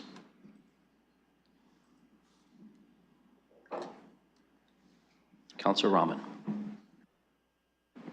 Thank you, and through you.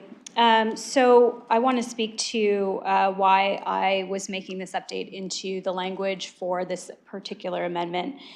The way that I read this amendment as connected to the report was an additional hiring of others for transactional work. And my concern is we hear that we have, again, limited funds, we have increased need, and we have to figure out how to best utilize that money. This idea that the federal government won't support this change from using the word transactional to basic human needs doesn't, in my perspective, align with what I heard how this money could be used. I heard that we had the ability to use this money to provide basic human needs. If that's not clear to me, I'm seeking clarity, which is why I did seek that clarification from staff as well. I'm not trying to parse words here. I'm trying to make it very clear what it is we have the capacity to do, where our funds should be used, and that we're very clear about that difference between transformational and transactional when we have limited funding. I'll speak to some of those funding challenges again as we enter into the conversation on the main motion. The federal government provided us with money, but that money has its own limitations, including backdating that money. That money actually applies from September 2024 to March 2025 in its first installment, which means it's for programming that we already provided. So the community hears, oh, there's $2.5 million, and guess what? You can use it, and it's new money and new dollars that you can use towards programming, but that is not the reality that we are facing. So the community thinks we have more money to do more, and unfortunately we do not.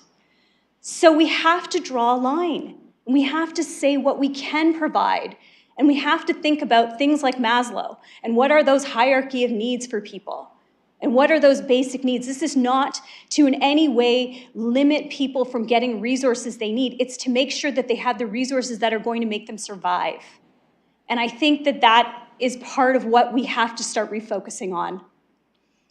Again, I go back to the letter. These organizations wrote us and said that we have to look at new ways forward. How do we do that if all of our funds are tied up?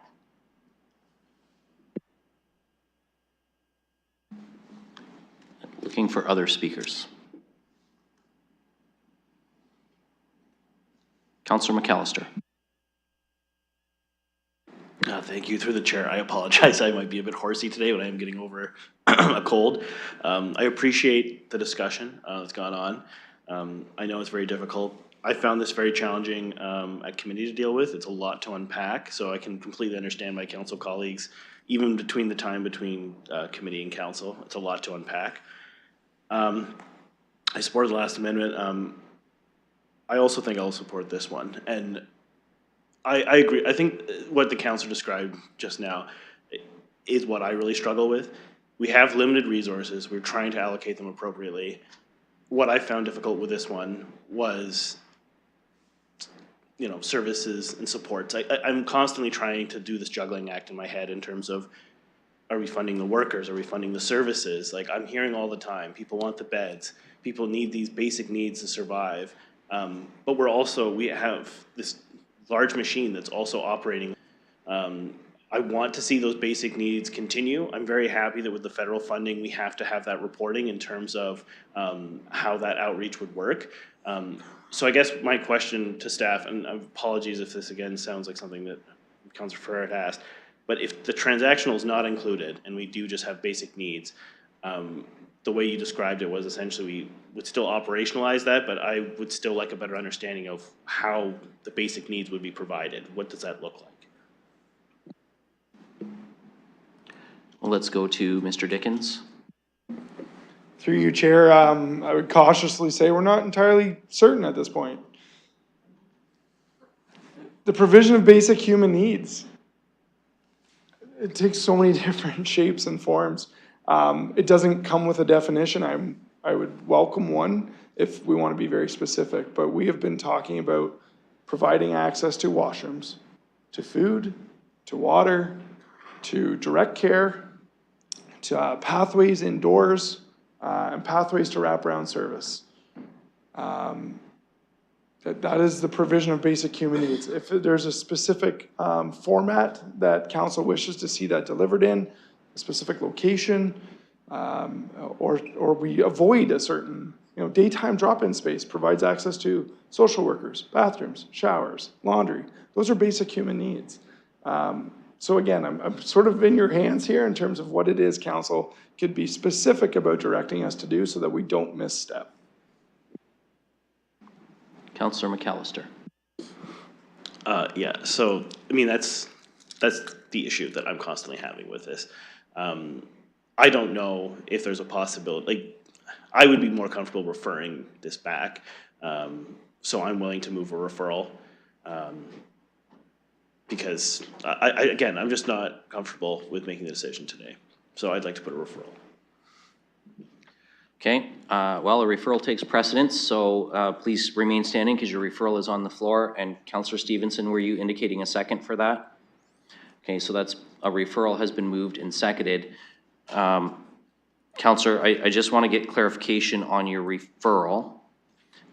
Do you want to provide direction to staff on what you want them to come back with in the referral? And when you would like a referral to return to us, because if we're referring it, we do need to provide some direction. Yeah, and my referral, I guess, would come with that monumental ask that Mr. Dickens just described, which was I would like to see an operational plan for providing the basic needs, what that looks like. Because where my confusion lies is I've seen a number of plans, whether it be the encampment response or depots. Like I have no idea at this point how we're going to be providing basic needs. It's great that we have the funding available, but I want a plan before I approve something as to how these will be distributed to the community members who need it. So my referral is to have this referred back and to have some options as to how we can provide basic human needs. Okay, I'm going to ask you to just hold there. I just need to confer with the clerk for a moment.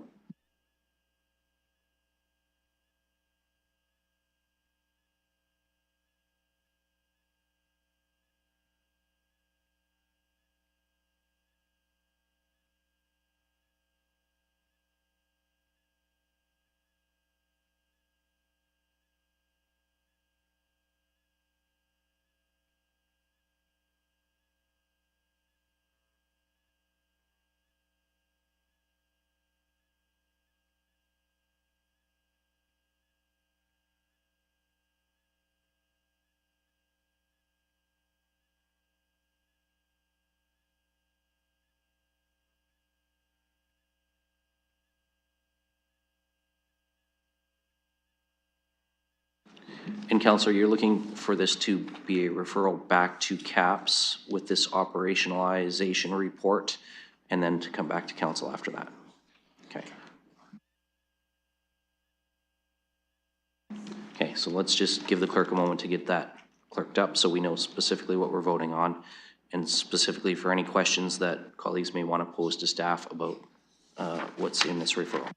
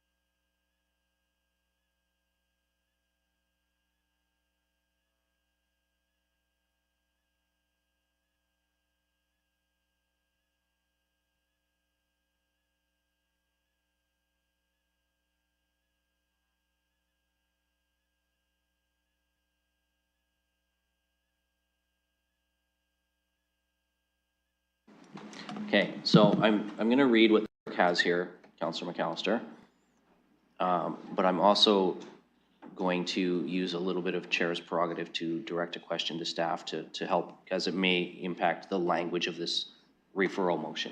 So the referral motion would read that Part H be referred and to read as follows: the use of the Housing Stability Services budget for the total amount of $1.4 million be referred to a future meeting of Community and Protective Services Committee for Civic Administration to provide an operational plan on how to provide basic human needs using the UHEI and Reaching Home incremental funding from January 1, 2025 through March 31, 2026.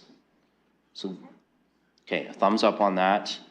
Now, I'm going to take a little bit of leeway here to go to our staff on this funding piece. The original motion was funding applicable as of January 1. So there are, I'm going to hazard a guess, some operational measures, ongoing processes we have that are currently being funded by this, and there was the desire to seek approval to continue through to March 2026. If you are asked to report back with an operational plan moving forward, what does that do in terms of the impact of the current work being done? I think if you can provide council perhaps an oversight or a quick overview on that, it may assist on understanding where the referral is going. Thank you, and through you, Mr. Chair. Last fall, Council had extended the basic needs, or the depots, until the end of February. So there will be a gap from that end of February to whenever we can bring a report back. So if we can get some leeway to continue those kinds of services until we can bring that more fulsome report back, that would be appreciated. But as it sits today, those services would look to end February 28th. So with that in mind, I'm going to go back to you, Councillor, and see if you want to change any language in there that provides any opportunity for them to continue doing what they're doing until they bring back something for approval. Yeah, so I would be comfortable to continue till March, recognizing that's, you know, when we get to some better temperatures. But yeah, I mean, the big concern for me, and it was just mentioned, is the depots. And I need to better understand where that's going and what that looks like, because I have one of them and I don't know what the future of this looks like.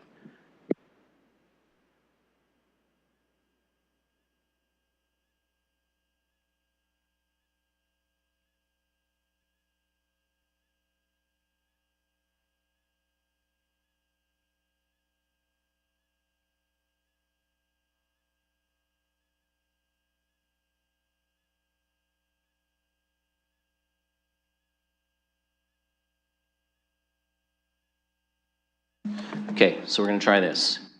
In addition to what's been read out, there would be an and that civic administration be directed to continue to provide existing service provisions, utilizing these funds until March 31st, 2025. I'm seeing a nod from Councillor McAllister, Councillor Stevenson as the seconder, seeing a thumbs up there.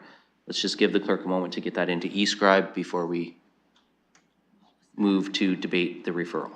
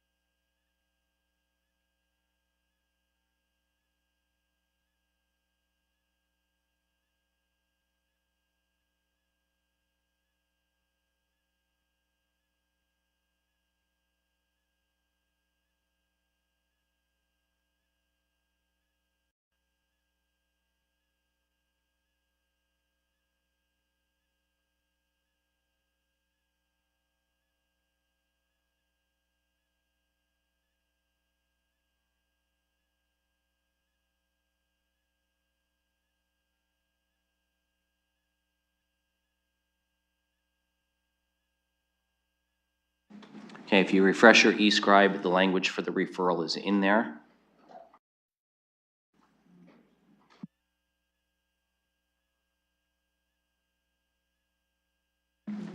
And that would be number 6.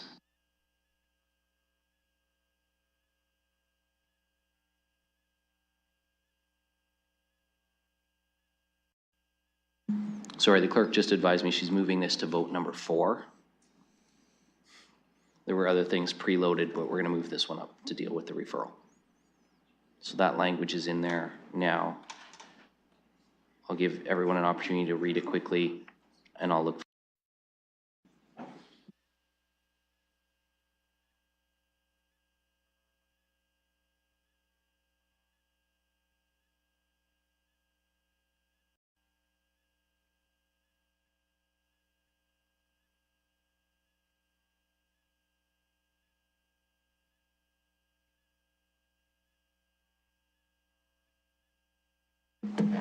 Okay, on the referral, looking for any speakers. Councillor Ferreira.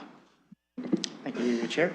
So I'm looking at this referral, and I would also kind of caution, I'm going to be in support of the referral, but I would also caution that we are kind of laying in a lot of work onto staff right now, and there's some other amendments that are coming as well. So, and they're all on a tight time frame, so just let's consider that as well. And I'd also say, you know, we are really diving into the committee work at council here as well. And that is obviously something that I know all of us don't necessarily like, but just kind of considering the report, and then, you know, we had a placeholder for this report on the original committee agenda. It was added to the added, and we have seen a whole bunch of changes. This is why we're in this situation. So this is a different circumstance right now, but this is something that I don't want to be seeing at council, and I know other councillors are saying the same thing. To that, I do like to see that this referral is going to include those provisions until we get something back, and it is going to bring it till March 31st, I believe. Yeah, March 31st, 2025. So long as we do kind of continue those transactional supports, just so we can kind of maintain, just help people that don't actually have the shelter, just because we don't actually have the capacity. That's why I'd be supporting this. So with that, you know, and I can see the conversation is really kind of coming up again and again that, you know, we need some more time. We need some more time to discuss. We need to bring it back to committee. And just because of the different circumstances that we're in right now, I can see just kind of why we're here. But I would just say to council, with other amendments, and I have one too, so I know I'm kind of going against what I'm saying, but just consider staff, because there's a lot of extra work that we're piling onto them. And we're also giving them a very tight time frame. But with that, also, we need to do this right. We don't have that much money. We're running on a municipal budget. We have extra funds from the federal government. And that is a limited amount of funds, so we are trying to be as efficient, as prudent as we can, and just make those dollars stretch as far as we can, so that's why we're here. But just considering those, that's kind of why I'm saying what I'm saying. But at this point, this referral is something that I would support. Thank you, Councillor. I've got Councillor Trussow and then Councillor Hopkins. Thank you, and through the chair, I rise to oppose this referral. Yet again, we can't reach a decision. We received a very detailed report back in June of last year that talked about the differences between transformational and transactional assistance. And this council approved that. This council approved everything that was in that report except the matter of how many meters things would have to be set back. Everything else was approved without any debate. Did people, well, I won't say that. I hope that people really digested what was in that report and what it meant for the provision of transactional as well as transformational services. And if those are big words, they were all set forth in great detail in that report. And I would like to suggest that basically what we're doing is we're spinning our wheels, we're backtracking, we're going back to decisions that I thought we had made 9 months ago, and there's just so much opposition to moving forward with this plan that here we are again. Here we are again, with a referral. At some point, this council needs to have a review of where we've been, what we've, I'm not even gonna bother doing a point of order saying this is a decided matter of council because we had this discussion about what because I know that's not gonna go anywhere. So I won't bother with that. And I have a feeling that there's support on the floor for this referral. But I am standing firm and I am not going to support this referral because we have to move along. And once again, we're doing the kind of committee work at this council that should have been done actually even before the committee. And I really object to that. Thank you.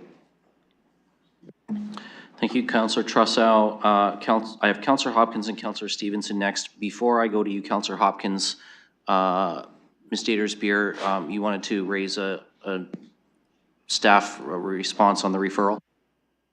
Thank you, through you, Deputy Mayor. I appreciate the desire to consider referral. You've identified to us that the challenges, and we've identified to you the challenges of getting this information back to you. If the referral was to go forward, we might suggest that you extend the March 31st date to April 30th of 2025. Okay, I appreciate civic administration indicating perhaps the timeline that might work for them.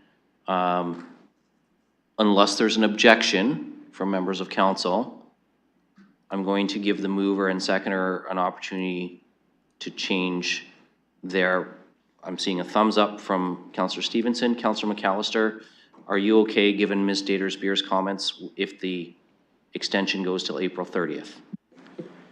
I will, but I'm going to begrudgingly, and I have to say this because something was said before which really annoyed me. I'm the one who's been dealing with the depot through all of this, so I'm sorry, Councillor, but you're not dealing with these issues, okay? So my issue is I have to have these constant conversations with my residents about our response. So yes, I will make this extension again because that is what I'm being told we have to do. But I'm getting very frustrated because I'm being told, oh no, like we have these plans. We've discussed something, but operationally, I haven't seen it. Councillor, I'm probably intervening on the reason for the point of order. So I will ask colleagues to hold their points of order for a moment. Councillor, I appreciate your passion and your frustration, but if we can debate the item and not cross-debate with each other, that would be perhaps just a better way to proceed. I don't want to discourage your passion for your ward, but if we can try and direct our debate to the referral. And I think your points around you're the ward that's dealing with it till April 30th is fair. I just don't want us to get into what might be felt as personally combative comments back and forth. Well, I felt it was personally combative. That's why I'm responding.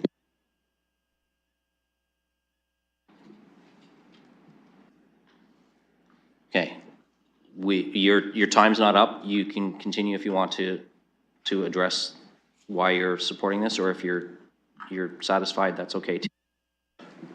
As I said, I will support it, but begrudgingly, and my apologies to my ward once again for this extension, which I have done on a number of occasions, by the way. Looking for other speakers. Sorry, I did have a speakers list. Councillor Hopkins, you're next.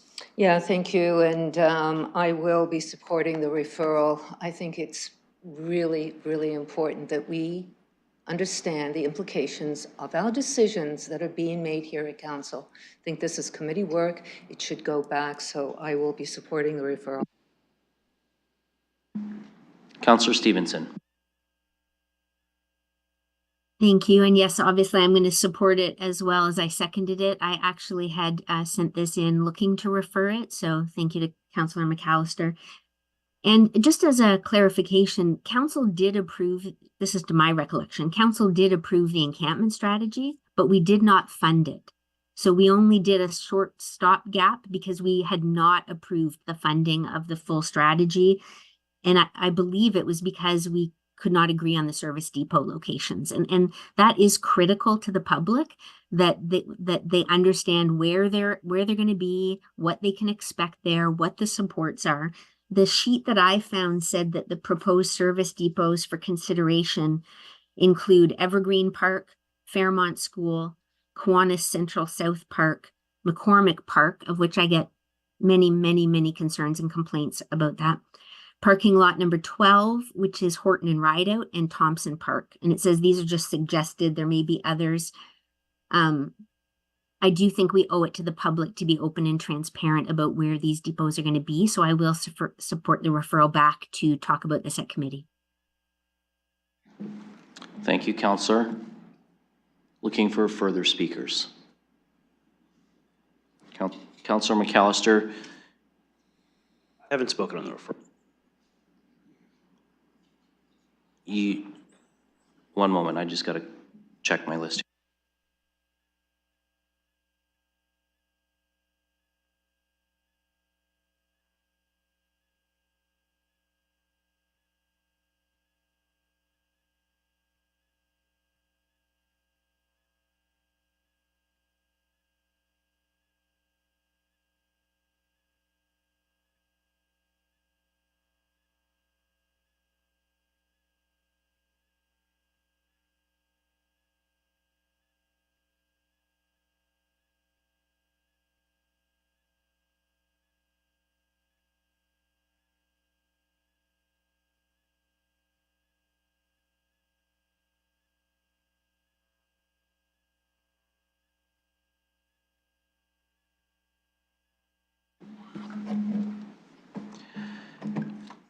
Okay, I understand folks are feeling strongly about this issue.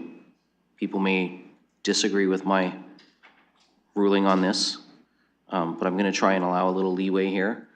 Councillor McAllister, you did speak for a couple minutes, but I'm deeming that as essentially you were raising a point of order with regard to comments you heard from another councillor. So I'm going to deem that you can speak to the substantive components of the referral. But I'm going to ask, since what I do feel was within the boundaries of an extended point of order, you did use up a little bit more than 2 minutes. So I'm going to ask you to try and stay within a 3-minute time frame for your substantive comments on the motion. And that's going to be my ruling unless I'm challenged. And I don't see anyone challenging, so please go ahead. Thank you, Chair, and I know this is a difficult topic. Sorry, I get very passionate about this. I don't know, a few of us have dealt with the lion's share of this, to be fair. I know as a council, we have to make decisions, but when it personally impacts you and the work you do, it's hard not to take a lot of this personal. I will say, a number of comments have also been made about, leave it to the committee. We're a committee of 3 right now, so I would also encourage my colleagues, if you can, come to these CAPS meetings, because we are making very big decisions, and your input at those would be appreciated. I know you'd be visiting counselors, but it's very challenging. Like, this was a massive package to go through, so apologies to everyone. I know staff, this was a lot to take on as well, so I'm sorry, but these are huge decisions, and we need more time to unpack them and do it correctly. Yes, past decisions have been made, but there are substantive ones to still be made moving forward. Locations, operations, like there's a lot of big things that always, charge people. And I get that. We need to make those decisions. But for me personally, this is a plan that will take us into 2026. And I need to see some concrete operational plans. I don't care if there are options put before us. I'm more like, I love options. I don't like it when we just have one thing put before us. If we can, have a few things in front of us and talk that through committee, council, that's greatly appreciated. But I think we need some time. And thank you for the input that we need a little bit more time to take this to April. And I'm willing to do that. But again, and I say this to my council and to my ward, that I'm very much trying to work with people here. But I'm also trying to convey the reality of what people are also going through in the community. I know we have people who are living in very tough situations, but we also have communities that are dealing with it as well. And we need to come up with a plan that works for everyone, and I hope we can get there. But I would ask that we take some more time and try to do this right. So thank you, and please support the referral. Thank you, Councillor McAllister. I don't have any other speakers on the list. Seeing none, I will ask the clerk to open the vote on the referral on Clause H.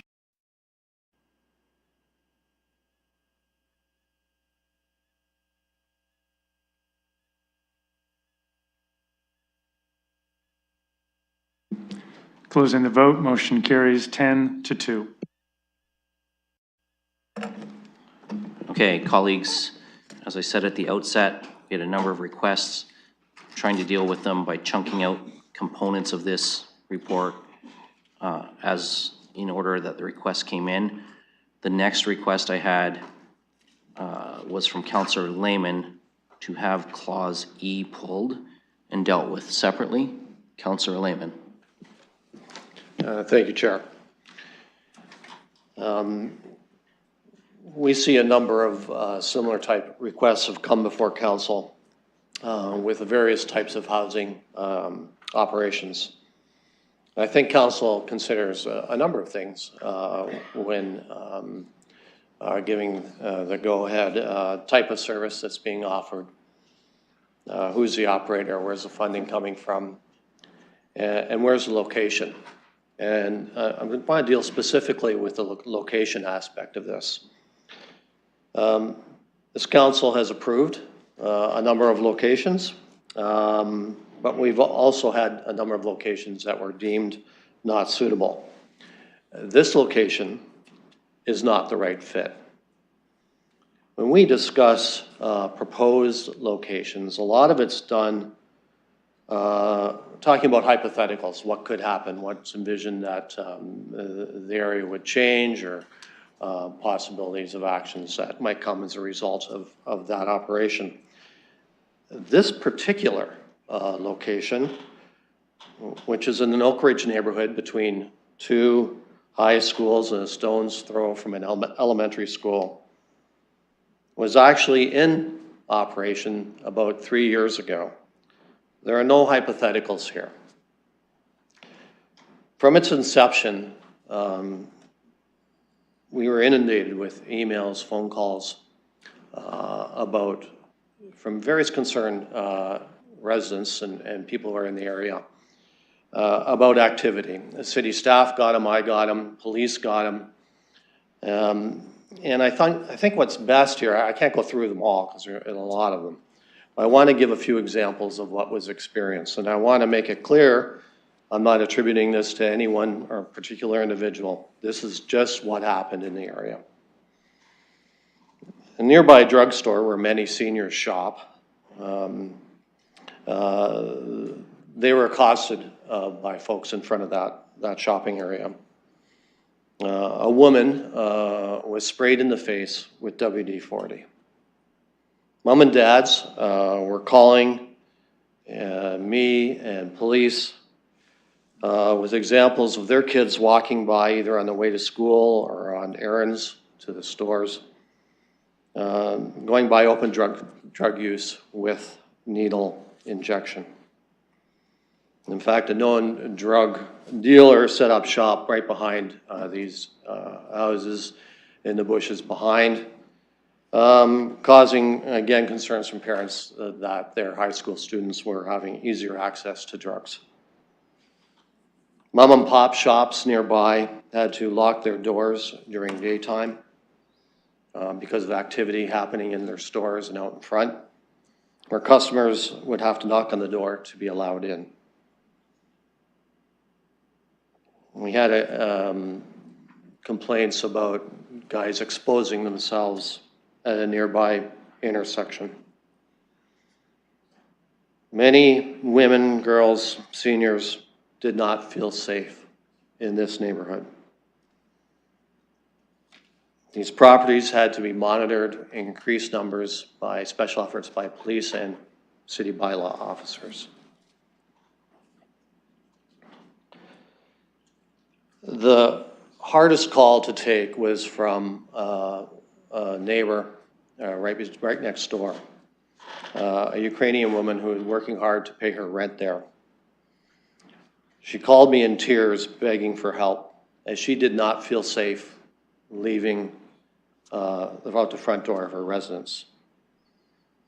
There is uncontrolled access by many through the back of the property, through the front of the property. Eventually, these homes were shut down after five months of these experiences. And the call, remember most, was when that same Ukrainian woman gave me a call, again in tears, but these were tears of joy. So happy when she heard that this operation would cease and she could enjoy her property again. I can say in no uncertain terms that this is the wrong location for this operation. And I'm asking you, my colleagues, to not support this motion. Thank you. Thank you, Councillor. I'm just clarifying from the clerk here, process-wise. You're asking for Clause E to be voted on separately, to be defeated. There was no change to Clause E. So, sorry, we're falling out of process just a little bit here. But I also want to note, you were speaking specifically to the Oxford Street location. This clause also references CMHA beds at my sister's place, which we've heard from a communication from the service provider is no longer part of the motion, as those beds are now being allocated to the provincial Heart Hub stand-up. So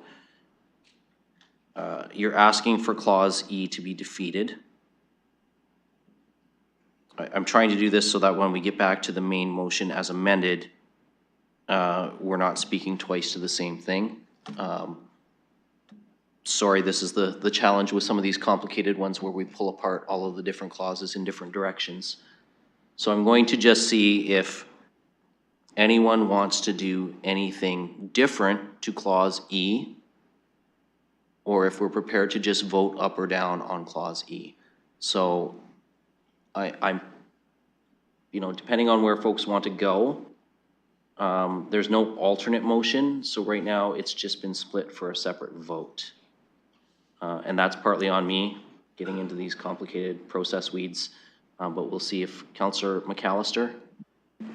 Just a point of order. I don't know if it's a point of order. A question.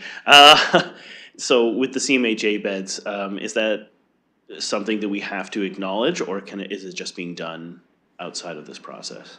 Or do we have to have something in this to acknowledge that? So if we voted this down, then we don't have to do anything with it because the CMHA beds come off the table.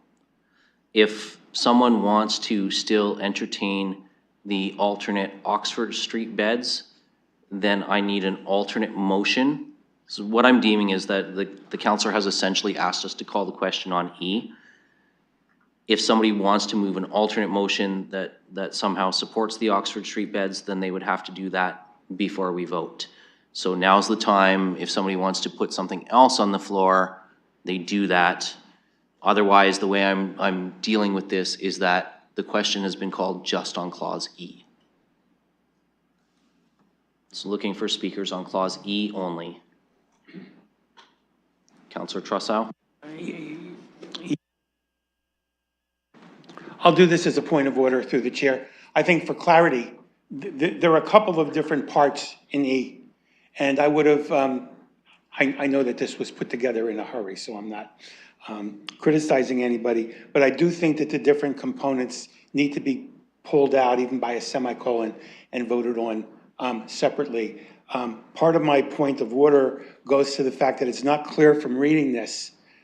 When you take out the Oxford Street properties, which are not referred to other than Oxford Street, if an address might be helpful, is there anything else in this subclause that is left after what has already been taken out in Oxford Street? So those I think those are reasonable points to raise as an order, and I'll reserve my comments on the merits of the Oxford Street question, because I do have questions for staff on that. So I'm going to ask you to stay standing for a moment just while I confer with the clerks here.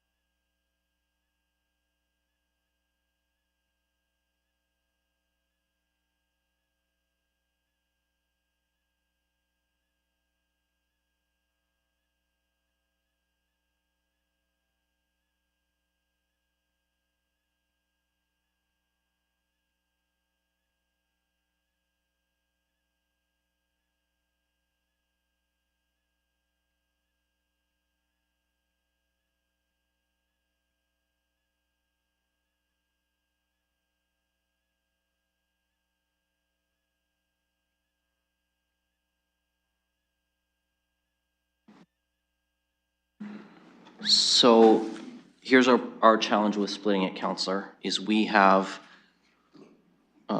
one clause from a staff report which speaks to 2 locations with funding, with a total funding without a source of funding, as well as referrals to shortfalls in a daytime drop-in space, which has now been referred by a previous decision. And then the 10 spaces at Oxford Street with an estimated cost, but we don't know what that reflects in terms of number changes. So the first thing I have to do is go to Mr. Dickens and Mr. Cooper, either one of, whichever one wants to field this one. So we have 3 different numbers in here. We have a CMHA withdrawal of their beds, but we don't know how that changes the other numbers. And we've had a communication from the arcade, but we have no idea whether that's been run through and vetted by staff and what those are. So, Mr. Cooper, I'm looking for some guidance on this from you. Thank you, and through you, Mr. Chair, I'll attempt to provide some guidance. Mr. Dickens always says that I don't provide the clearest of guidance, but we'll see what I can do today. So the Arcade Street mission, the 12 women's beds, that has been withdrawn by the agency, so really it no longer needs to be considered by council. That $360,000 annual shortfall was for the day drop-in spaces, which now has been referred back to staff, so we can deal with that at a later date should an annual shortfall be identified based on what we bring back to council. So what council would be voting on are the 10 spaces at Oxford Street. That would be the only provision left in clause E that needs a decision. And the cost of the $157,860 is not going to change, nor would it change any of the other clauses. Okay, so that's actually kind of helpful. Because I think what I can provide for Councillor Trussow for some direction is you could amend clause E to delete the reference to my sister's place and the Arcade Street mission estimated shortfall and simply leave the clause as the funding for the Oxford Street locations, which then could be voted on just as those. So you would delete, so that would mean that you would be amending it to read, civic administration be directed to find a source of funding for an estimated total of $157,860 to provide 10 spaces at their Oxford Street supported housing locations. Yes, if I may, to the chair, that would provide a measure of clarity, taking out that redundant language, and I think it's always a good idea to remove redundant language. So I would request that that be done. I don't know procedurally how to do that. I do want to reserve my ability to talk about the 10 units on Oxford, though, before I stop talking. Okay, so I'm going to get you to keep standing. What I'm deeming this is that you're moving an amendment to clause E to delete the redundant language. We need a seconder for the amendment that Councillor Lehman's happy to second for you. So now we can deal with the vote to delete that language, and then we're back to clause E just with those Oxford Street beds, and then then I can come back to you to get your comments on that, and we can have a vote on that. Okay, so I'm done for now. So we're going to vote on the amendment, so stay standing for that.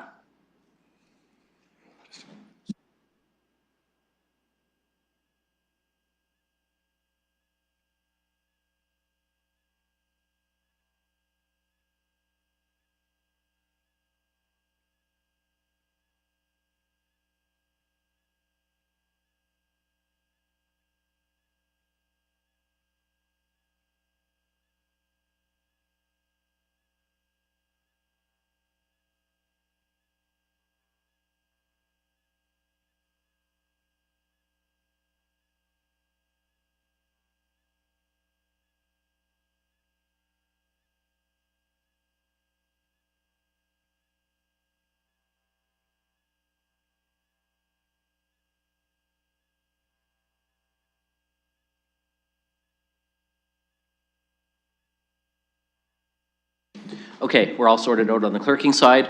So there's amendment now to delete the language regarding my sister's place, and the day space shortfall, which earlier in our meeting in clause D, we referred with a direction to review for nighttime beds rather than daytime spaces. So we'll get that into eScribe. This is just changing the language of the clause. So hopefully we don't have to have a very long debate about deleting my sister's place when CMHA has already said they're not doing it anymore. But we're just going to give the clerk a minute to get that into eScribe.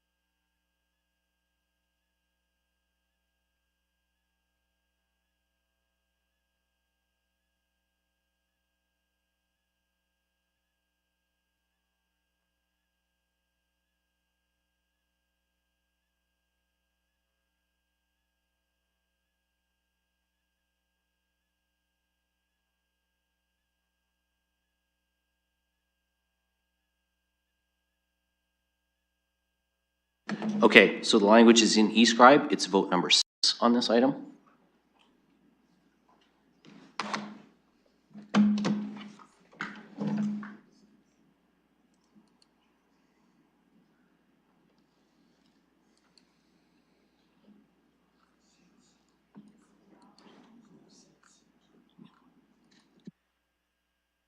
I'll just read it out for those following along.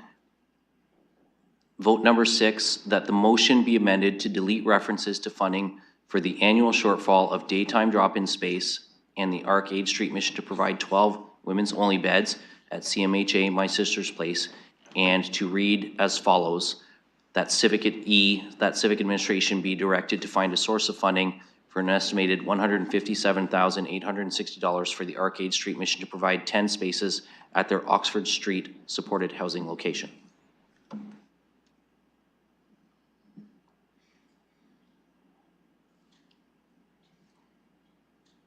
Councillor McAllister. Sorry, this is just to amend, and then we'll still have a vote on E as amended. Yes, this is just amending the motion first. As Councillor Trussow pointed out, because we had that redundant language in there, the only way to deal with not having 2 votes or 1 vote on 2 items was to delete the item that CMHA has taken off the table. So it's only amending the language right now, and then we will have another vote on that clause if this language is approved.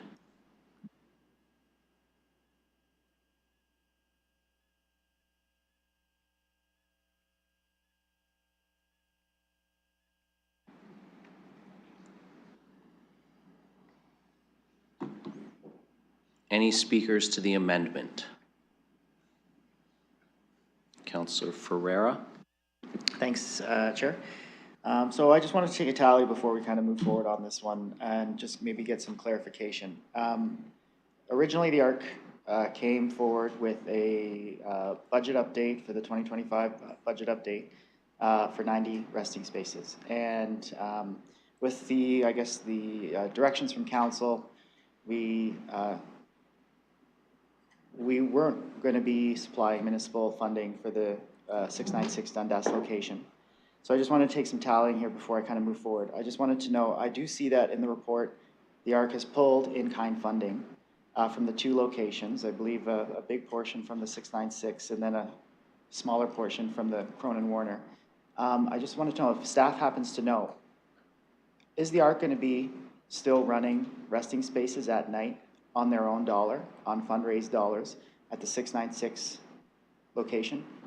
Because I was under the impression that they were, and originally at committee, I thought this to be a 90 plus 30, or sorry, 32, with the extra stuff from My Sister's Place and with the 10 beds at the Oxford location and the 10 beds at Cronin Warner. So I just wanted to know if staff happen to know how that operation is going to be, because I just would like to see potentially how many resting spaces or overnight beds we're going to lose with some of the items that we have here.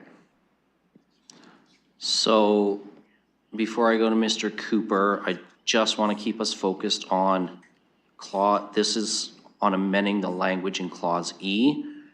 This does not speak to Cronin Warner or other parts. Those are still to be dealt with in other clauses. I'm going to allow Mr. Cooper to respond only with respect to the fact that we are deleting a clause or deleting language that speaks to the ARC's funding shortfall for resting spaces. So the impact on this and what that might mean for resting spaces that the ARC is or is not offering on their own dollar gets to be a little complicated. So I want to focus us just on this amendment right now. So Mr. Cooper, by removing the funding for the funding shortfall, do you know how that impacts, or given the referral earlier, is that a to be determined? Thank you, and through the chair, the funding shortfalls are to be determined at a later date as we have conversations with or other agencies or do our due diligence on those potential overnight spaces.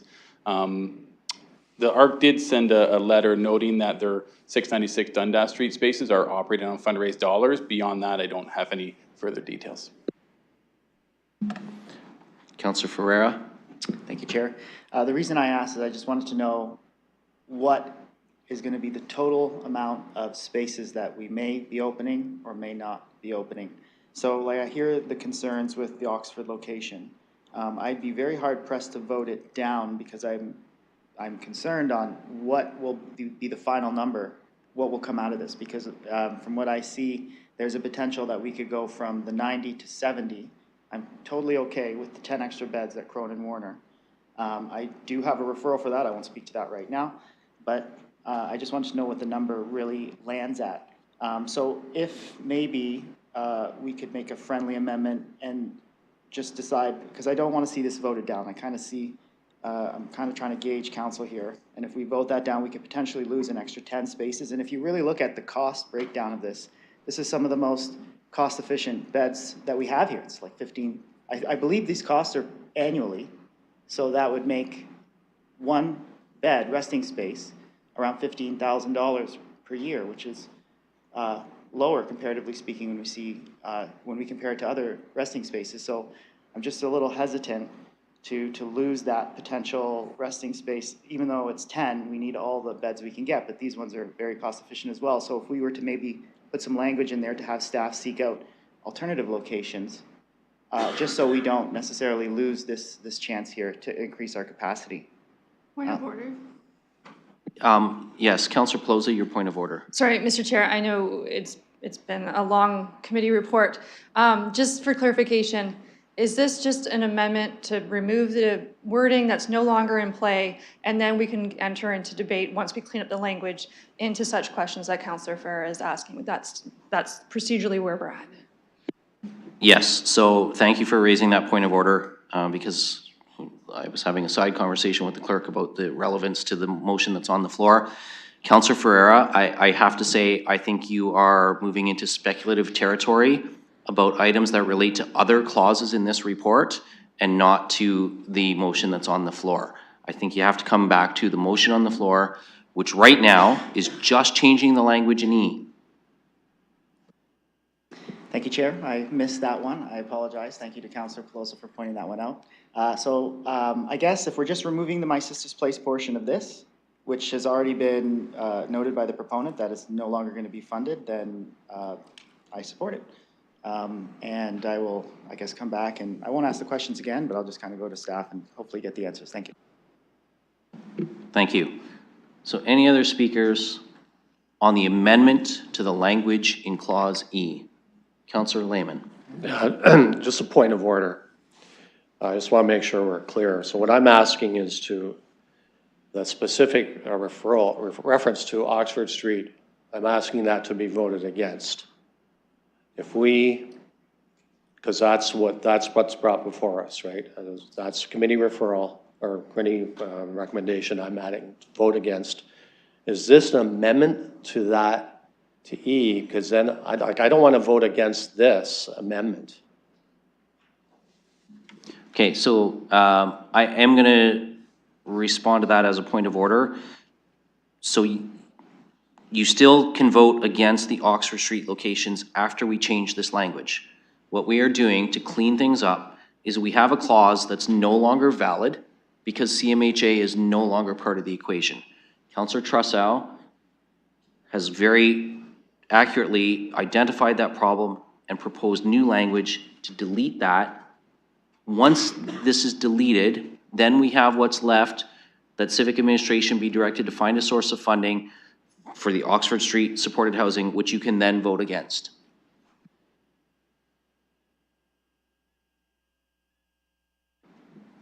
Just going to do a check to make sure we're all clear on this. Seeing some nodding of heads. I'm going to ask the clerk to open the vote. This is amending the language on Clause E.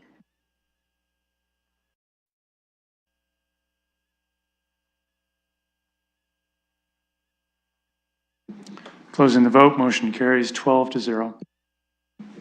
Thank you, colleagues. So now we're moving the procedural rules around a little bit here. We're kind of bending them to deal with Clause E as it's now been amended. So we're now speaking to Clause E, the 10 supported housing spaces at the Oxford Street location. So that is now on the floor as amended. Looking for speakers.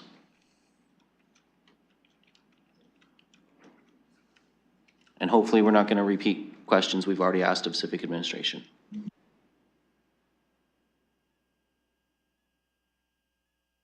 Thanks, Chair. Councillor? With respect to your comments, can I at least get the answer and not ask the questions? Is that a possibility? From my last question that I spoke to out of order?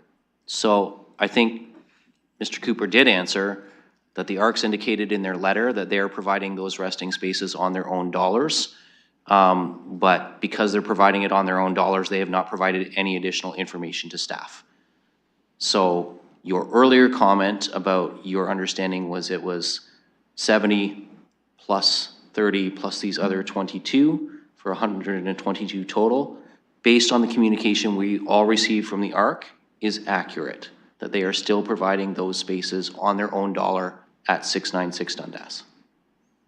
That's what we have in writing that was submitted to all councillors by email. That clarifies things for me. Thank you.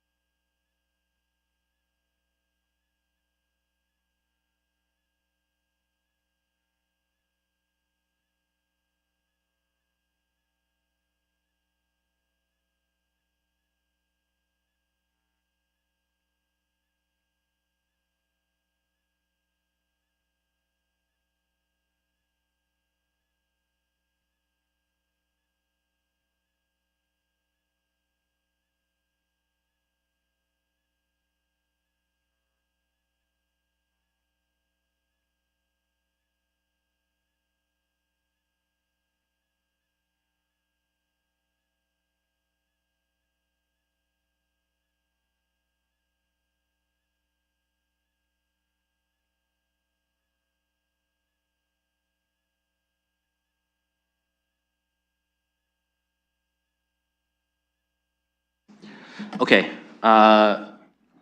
so, sorry, I just needed a clarification from the clerk. I'm going to Councillor Stevenson, she's got her hand up. Councillor Ferreira, I think you've had an opportunity to speak on this. We're now almost to 4 o'clock. If it is informational to staff, it is not a debate though.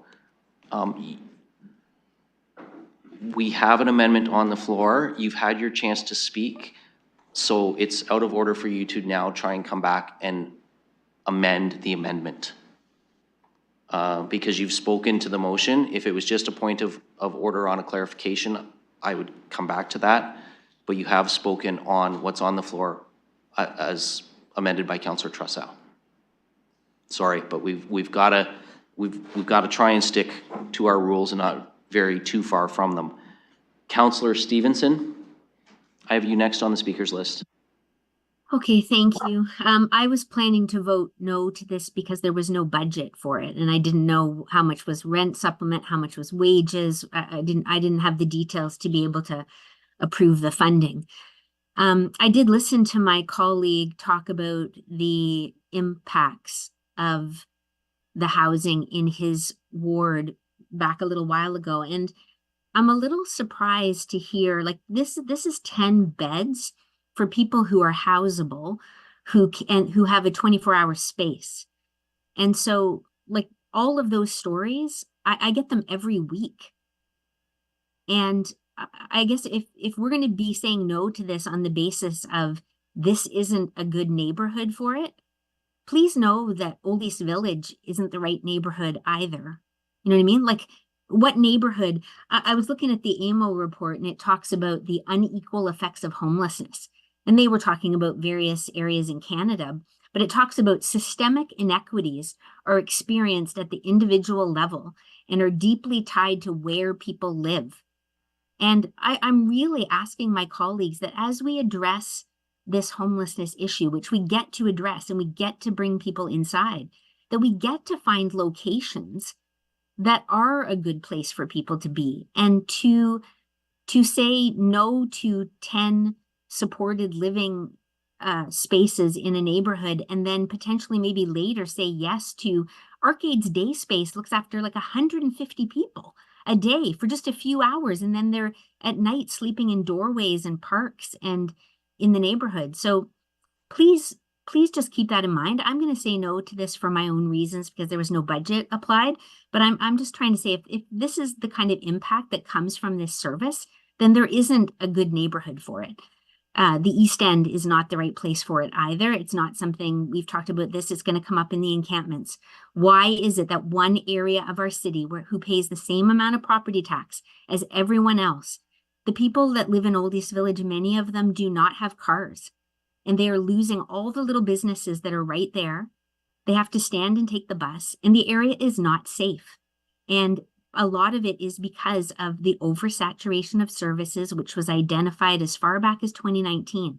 So I'm asking my colleagues to hear Councillor Lehman, but remember what I said too, and what you've heard some of the other councillors say. We get to find places in the city that doesn't help one set of people to the detriment of others. And there's a way to do this such that the whole community is improved.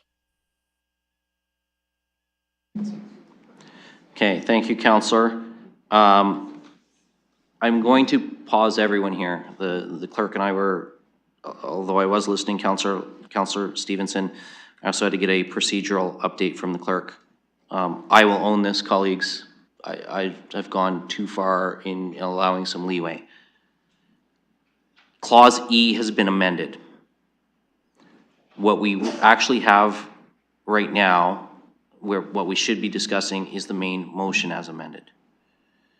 Because we've had a number of clauses amended, but we are not on, so we can still vote on E separately, but we do have to, on the advice of the clerk, deal with the other clauses, and then we can still vote on individual clauses separately, but we have to deal with any other amendments before we call the main motion as amended.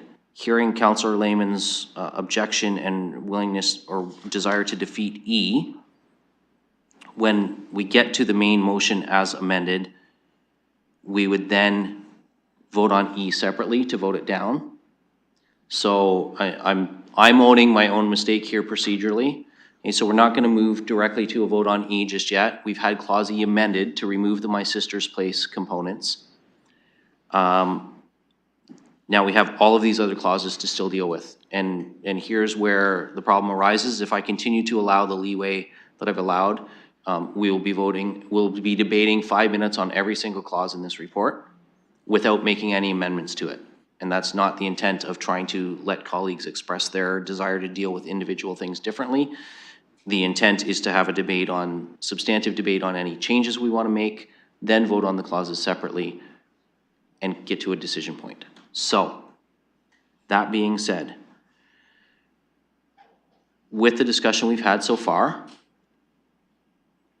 I'm going to ask colleagues to come back to what we have on the floor right now is a main motion as amended.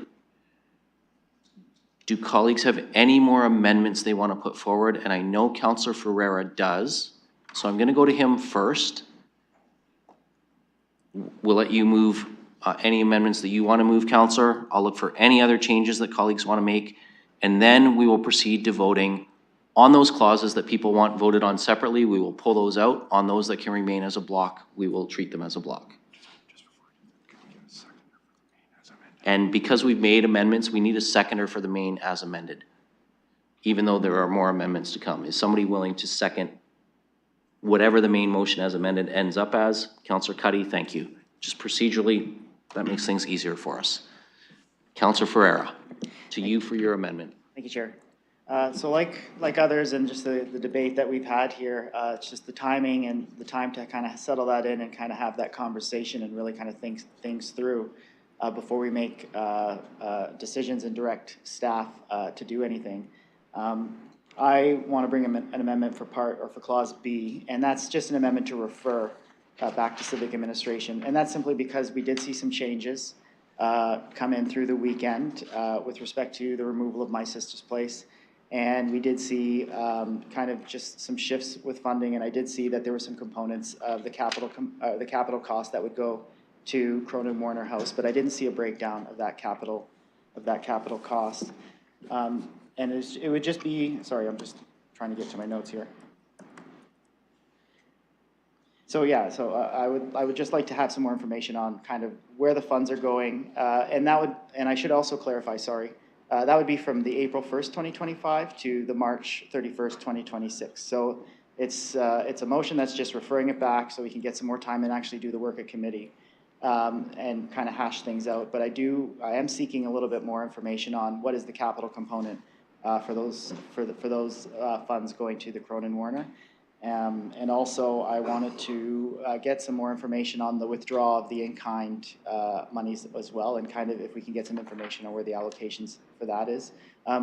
It's basically, there's some unanswered questions, and I don't necessarily feel comfortable voting on and directing staff to go in a particular direction when I don't necessarily have the questions that I have answered. So I figured, considering that is April 1st as well, I know we're piling on these referrals and these amendments, but I would like to have a little bit more time, and I believe that there is more time to have that discussion at committee and get a report back from staff on that. So I can read, actually the motion was circulated, but I can read the motion as well if the chair would like.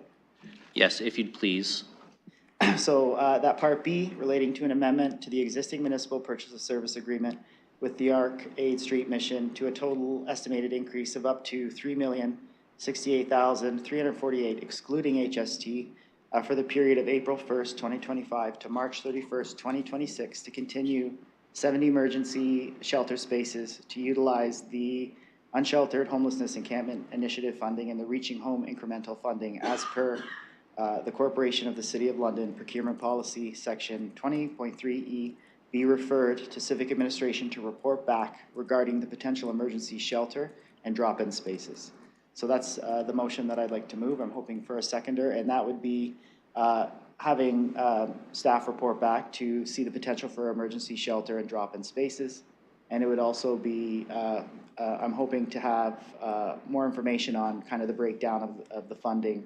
And that's specific to the changes that we did see come throughout on the weekend from the ARC. Councillor Stevenson, I see your hand. Are you willing to second that? Okay, seeing the thumbs up there. So that's been moved and seconded. And we'll look for speakers on the referral.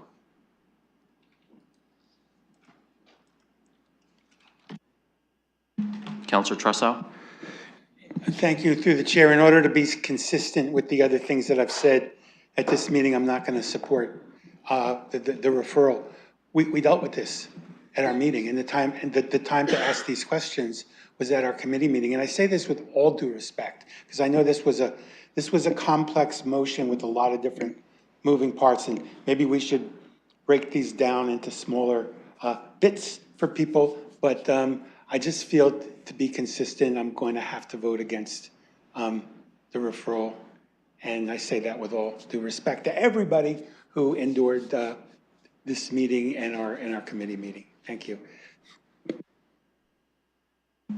Thank you, Councillor.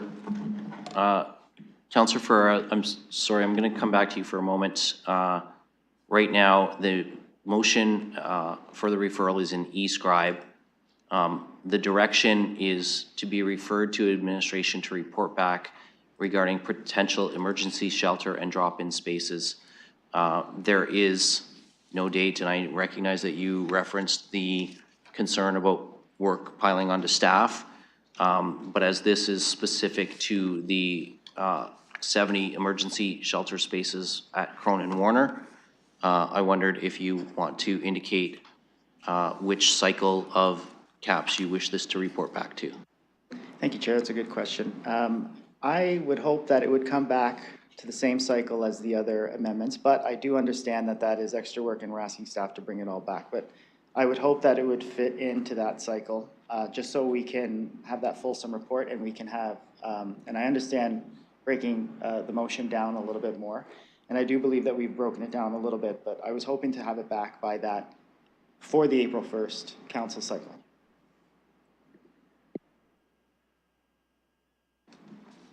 Okay, so that would be coming back to the March Community and Protective Services Committee meeting.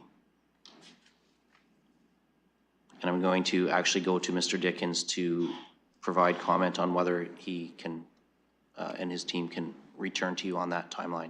Absolutely. Through you, Chair, and thank you to council for indulging us with some attempts at clarity, just so we know with these tight timelines that we are in fact reporting back on the right things. And so you'd indicated, the council had indicated looking for information on the minor capital that might be required and some of the high level expenditures or those buckets of funding that are required to operate the 70 beds at this site. Just wanted to seek clarity though, is there anything else that we're expecting or that you're looking to have as part of that report back as we start to mention drop-in spaces as well? So Councillor, you've heard what Civic Administration feels is the intent of your direction. Is there any other components that you want to convey your intent to them on?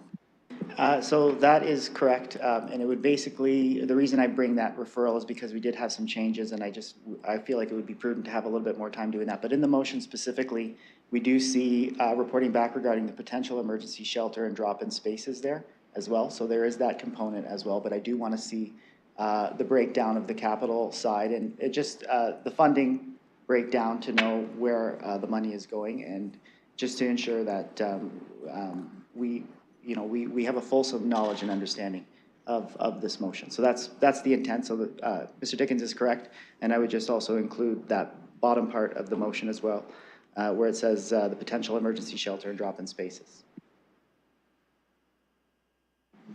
Yes, and that is in the language of the motion, so that's there for staff's review.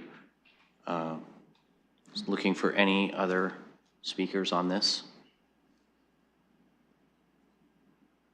I am just going to touch base with Mr. Dickens and Mr. Cooper. Does that provide you the clarity you need for what you're coming back to us with? Thank you, and through you, Mr. Chair, sorry, just I guess another point of clarity I'm trying to understand is the councillor looking for us to consider adding drop-in spaces at that Corona Warner location? The agency's indicated there can expand to 70 potential beds at that location for the current 60. So is that what you're looking for, is to add a potential drop-in location at that space? Councillor Ferreira. Drop-in location at the space would be something that I would seek to find in a report, but also the additional 10 on the 60 is also something that I would like to see as well. There's no change to the amount of beds that the location would be providing, and I guess just to keep it simple, that's what I would say. Okay. Any other speakers? Councillor Trussow, this is on the referral which you spoke against already. So seeing none, I will ask the clerk to open the vote on the referral on B.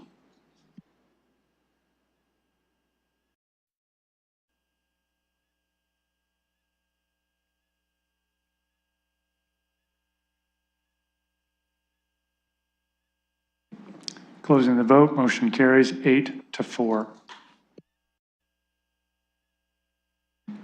Okay, so colleagues, that brings us back to the main motion as amended. That means there are still some clauses in there around the funding for Atlosa. There is the funding for the Cronin Warner beds until the end of March. There is currently the come back with a source of funding for beds on Oxford Street, which Councillor Lehman wants called separately to vote against. Are there any other clauses colleagues want to make amendments to before we move to the main motion as amended? So we're on the main motion as amended. Councillor Hopkins? Yeah, I do have a question for clarification, as I did not support a number of the items. Can they be pulled so I can vote on them separately? And that would be D, B, and E has already been pulled from what I understand. So D and B were both referrals, which means they're no longer part of the main motion. Those clauses have been referred back to staff. So only the clauses that have not been referred would be dealt with in the main motion as amended. Okay, thank you.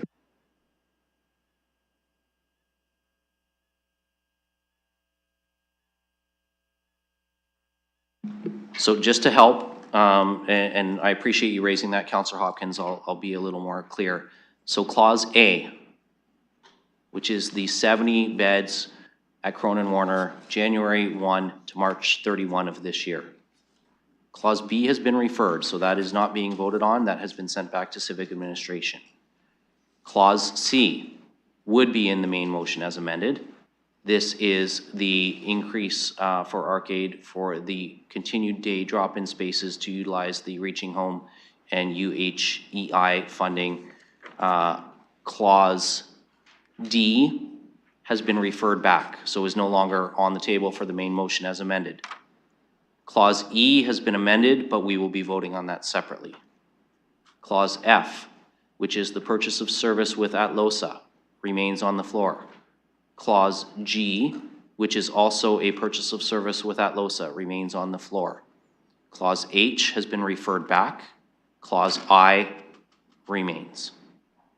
So we will be voting on A, C, F, G, and I. And clause E has been called separately. And we will deal with that one first, because that impacts other components of the motion if it's defeated.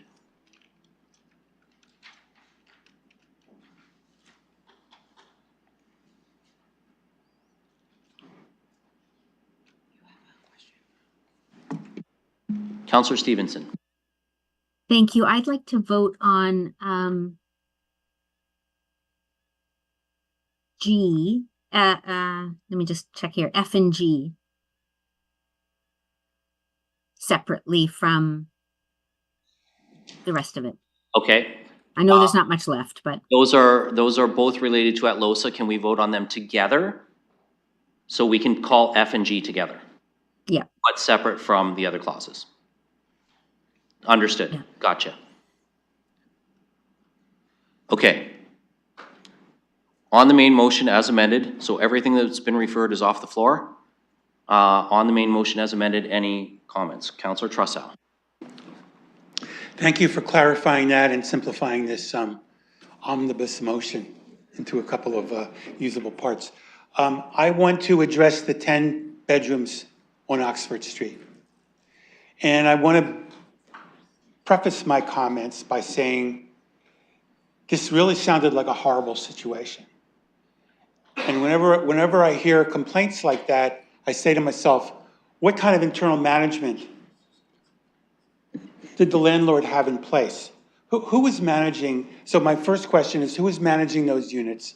And I guess more to the point is, what's going to come forward in the future? Is it going to be a different management structure? Is it going to be a different type of tenant in terms of the level of acuity? How is what's being proposed for these 10 units going to be different from what the councillor described as a bad situation? Because the very same situation that he described sounds very familiar in many of our public housing units routinely. So what's going to be different about this, and how were these 10 units selected?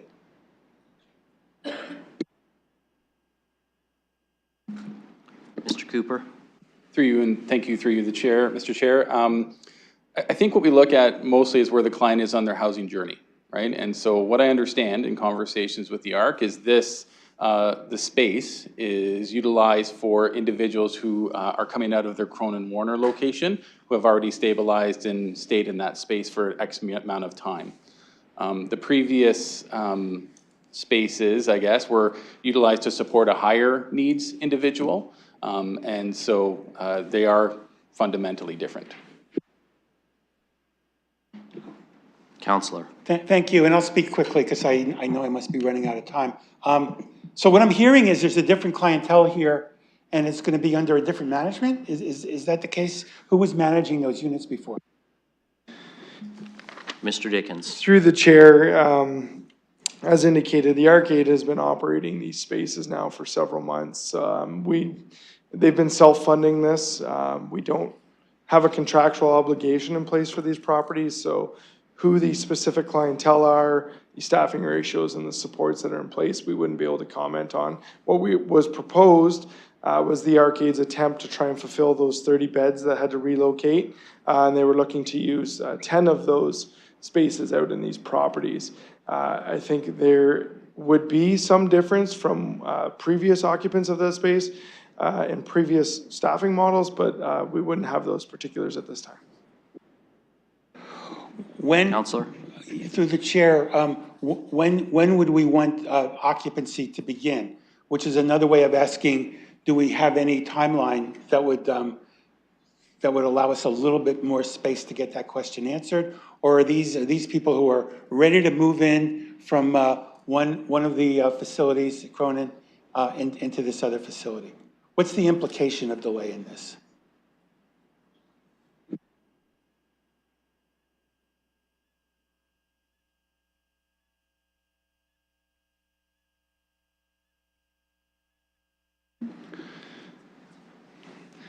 Through the chair, there are individuals currently housed in these spaces. They would look as part of their proposal to try and fulfill those 30 beds that had to relocate, that they would be taking people out of Cronin Warner that are deemed or assessed to be more ready for some level of independent living. So a little bit of a different take on the emergency shelter beds that was originally proposed as the agency attempted to try and recreate those 30 beds elsewhere in the community.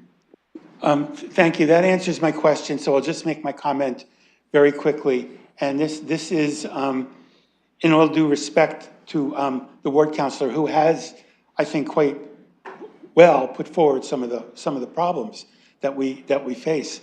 But I guess I had my Paul moment today. Now I have to have my Susan moment, and that is we need to not put all of these units in the same neighborhood. We made that point many times, and I don't want to create other problems for people in other parts of the city, but I don't want to frame this in terms of this is the wrong, and I don't want to put words in anybody's mouth, but we can't say this is the wrong area to put it in. I mean, if the units are there and if we have a plan, it's the right area to put it, and I'm not sure what the right area to put these units is if we can't put them here, because I just don't want to go back to, this council has already said, we don't want the concentration here. And I hear the councillor saying that. So unless I hear more, and especially in light of the fact that I have a lot of confidence that the tenants who are going to be going into these Oxford units are at now a lower level of acuity, and that they have demonstrated some ability to live independently. And I take the service providers at their word. Having said that, I am going to assume that there's going to be a strict sort of set of house rules and codes of conduct. And I also assume that the service provider is going to do some outreach to the immediate neighborhood, hopefully through the ward councillor, I assume through the ward councillor, to talk about how the situation is not going to repeat itself and what measures are being taken to improve the fit between this badly needed resource and the neighborhood. So I'm not willing to take those units out. I would like to see them go forward, and I just hope I'm not offending anybody by saying that. So thank you very much. Okay, on the speakers list, and I will remind everybody, we are on the main motion as amended now, and we will be calling E separate. Then I've had a request to call F and G separate. Then we'll go to what's left. Here, I'm going to ask Councillor Pelosa to take the chair. I have myself on the speakers list next, then Councillor Stevenson, then Councillor Hopkins. Thank you, Mr. Chair. I recognize I have the chair. Just for clarity, when you're done speaking, would you like me to go to Councillor Stevenson next and give you a moment to get ready for, okay. So I will maintain chair until you tell me otherwise. I will recognize Deputy Mayor Lewis. Thank you, Madam Presiding Officer. So I'm going to try and speak to the main motion as amended. I am going to focus a bit on Clause E, but I'm going to speak to some of the other things. I supported some referrals today because I'm frustrated with the fact that in the last week, we've had 3 different sets of numbers come before us, and I don't know what we're spending money on where. And my priority is on overnight beds. I will say on clause, and I will say with the basic needs support, I hear Councillor McAllister's frustration loud and clear, and I want to be really, really clear myself. I'm not going to support any further funding extension beyond April 30th. I need to see an operational plan, and I need to see how things are going to proceed, not just give us more money to continue till we figure it out. I need that plan by the end of April. On Clause E, I was here the last time the ARC was operating these spaces more as shelter beds, and it was, quite honestly, folks, an unmitigated disaster. I heard the neighborhood complaints too, and I will not support putting more beds back in these locations. And we heard from staff, they're already being operationalized to move residents from Cronin Warner into these units. To put 10 more beds in these units now that we didn't ask for, and this comes back to Councillor Ferreira's earlier question, the original proposal for 90 beds included the ARC making donations to support that. And then the ARC decided, nope, we're going to take that money and we're going to use it for our own storefront at 696 Dundas and offer the resting spaces that council said they won't fund on an Argyle, on a Main Street BIA anyway. So we're going to do it ourselves. But those beds still exist. So to me, it's actually 100 beds now because we're moving Cronin Warner from 60 to 70. So we're not 90 beds now, we're 100 beds. Before the My Sister's Place beds, which have come off the table, before the Oxford Street beds, which are actually already units providing some housing to some low acuity folks. I'm not taking on the funding for the ARC for those houses, because we didn't ask for that, and I'm not increasing any density there because they think that they can fit a couple more beds in each home. Because I saw what happened there, and while it is okay to say that and I agree, we want locations spread out. But when we've had a location that has been tried and failed, and to say that we're just gonna go back and hope that this time they do a better job is not something I can get behind. I would be saying the same thing, quite honestly, if we were talking about operationalizing First Baptist Church on Richmond Street, as we did in the past, which was also managed in a way that was an unmitigated disaster. And I had reservations about Cronin Warner. Now I was proven wrong on that one, and I'm glad I was, but I'm not going to just keep expanding funding for the ARC to run projects all over the city that we didn't ask them for. This is not what we talked about when we asked for the 90 beds, all the way back in June. There's an opportunity to do 100, and I'm willing to do 100 because I think 70 at Cronin Warner, if that can work, I'm okay to do that. It's been proven a success. But these locations on Oxford Street, I'm familiar with them. I will not support that. I'm absolutely voting against it.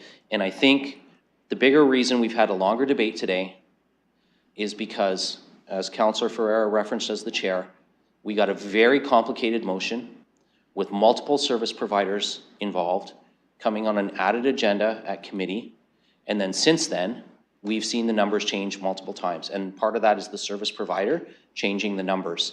I can't operate on an email on a Friday afternoon and then another email on a Monday morning telling me that the numbers are changing. So I'm supporting the referrals so that they come back to us with fresh numbers. I'm not supporting these beds on Oxford Street. I will support the additional 10 beds at Cronin Warner until the end of March, and hopefully we can support those moving in for another whole year and keep those 70 beds going. But I'm not going beyond the 90 bed proposal that we had in June, other than to give the extra 10 at Cronin Warner. Thank you, because that was your 20-second warning. Councillor Stevenson, on the main motion as amended. Thanks. I feel like I have a lot to say when I listen to my colleagues, but I'm going to keep it short. When we talk about unmitigated disaster, there is an unmitigated disaster at 696 Dundas Street. And it wasn't an unmitigated disaster when it was being funded $10,000 from the city and it was a soup kitchen.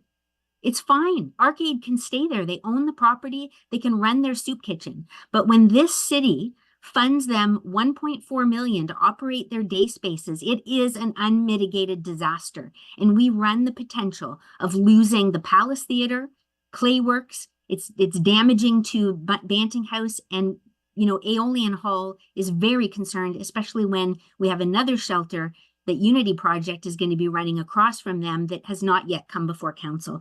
So I don't mean to rant, but this how we're not going to continue funding an unmitigated disaster.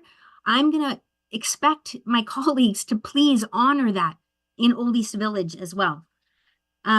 So for me, when I talk about this, the overarching amendment, when I go to the news release from December 13th, 2024, where we got this funding, it says that under this agreement, London will contribute $6.425 million, while the federal government will provide more than $5 million over 2 years.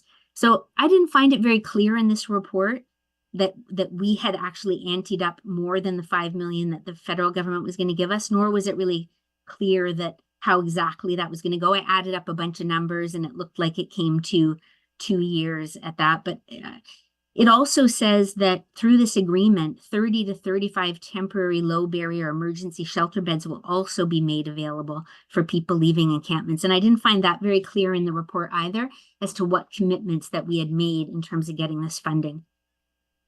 I am going to support the unmitigated disaster at 696 Dundas Street until the end of March because it's winter and we get to look after people in the winter. And I've said that before. To the detriment of my ward, I will continue to support the beds in the winter time, trusting that this city is capable of finding a more appropriate location for Arcade to offer their drop-in center.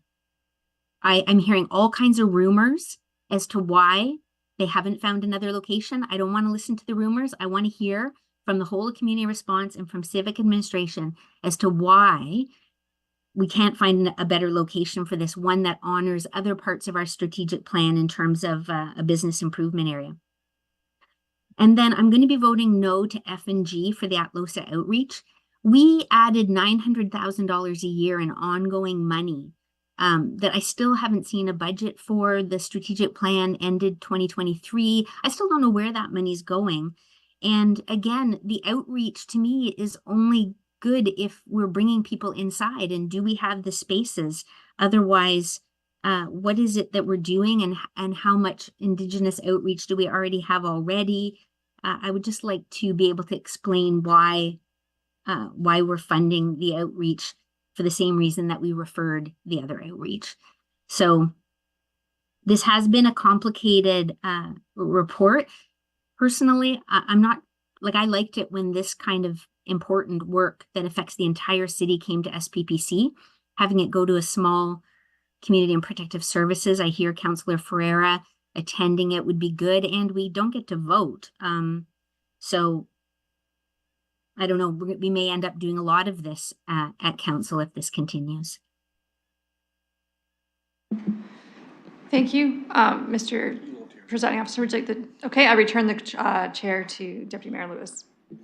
And we have Councillor Hopkins on the speakers list next. Was there anyone else that was on the speakers list while I was collecting my process thoughts here?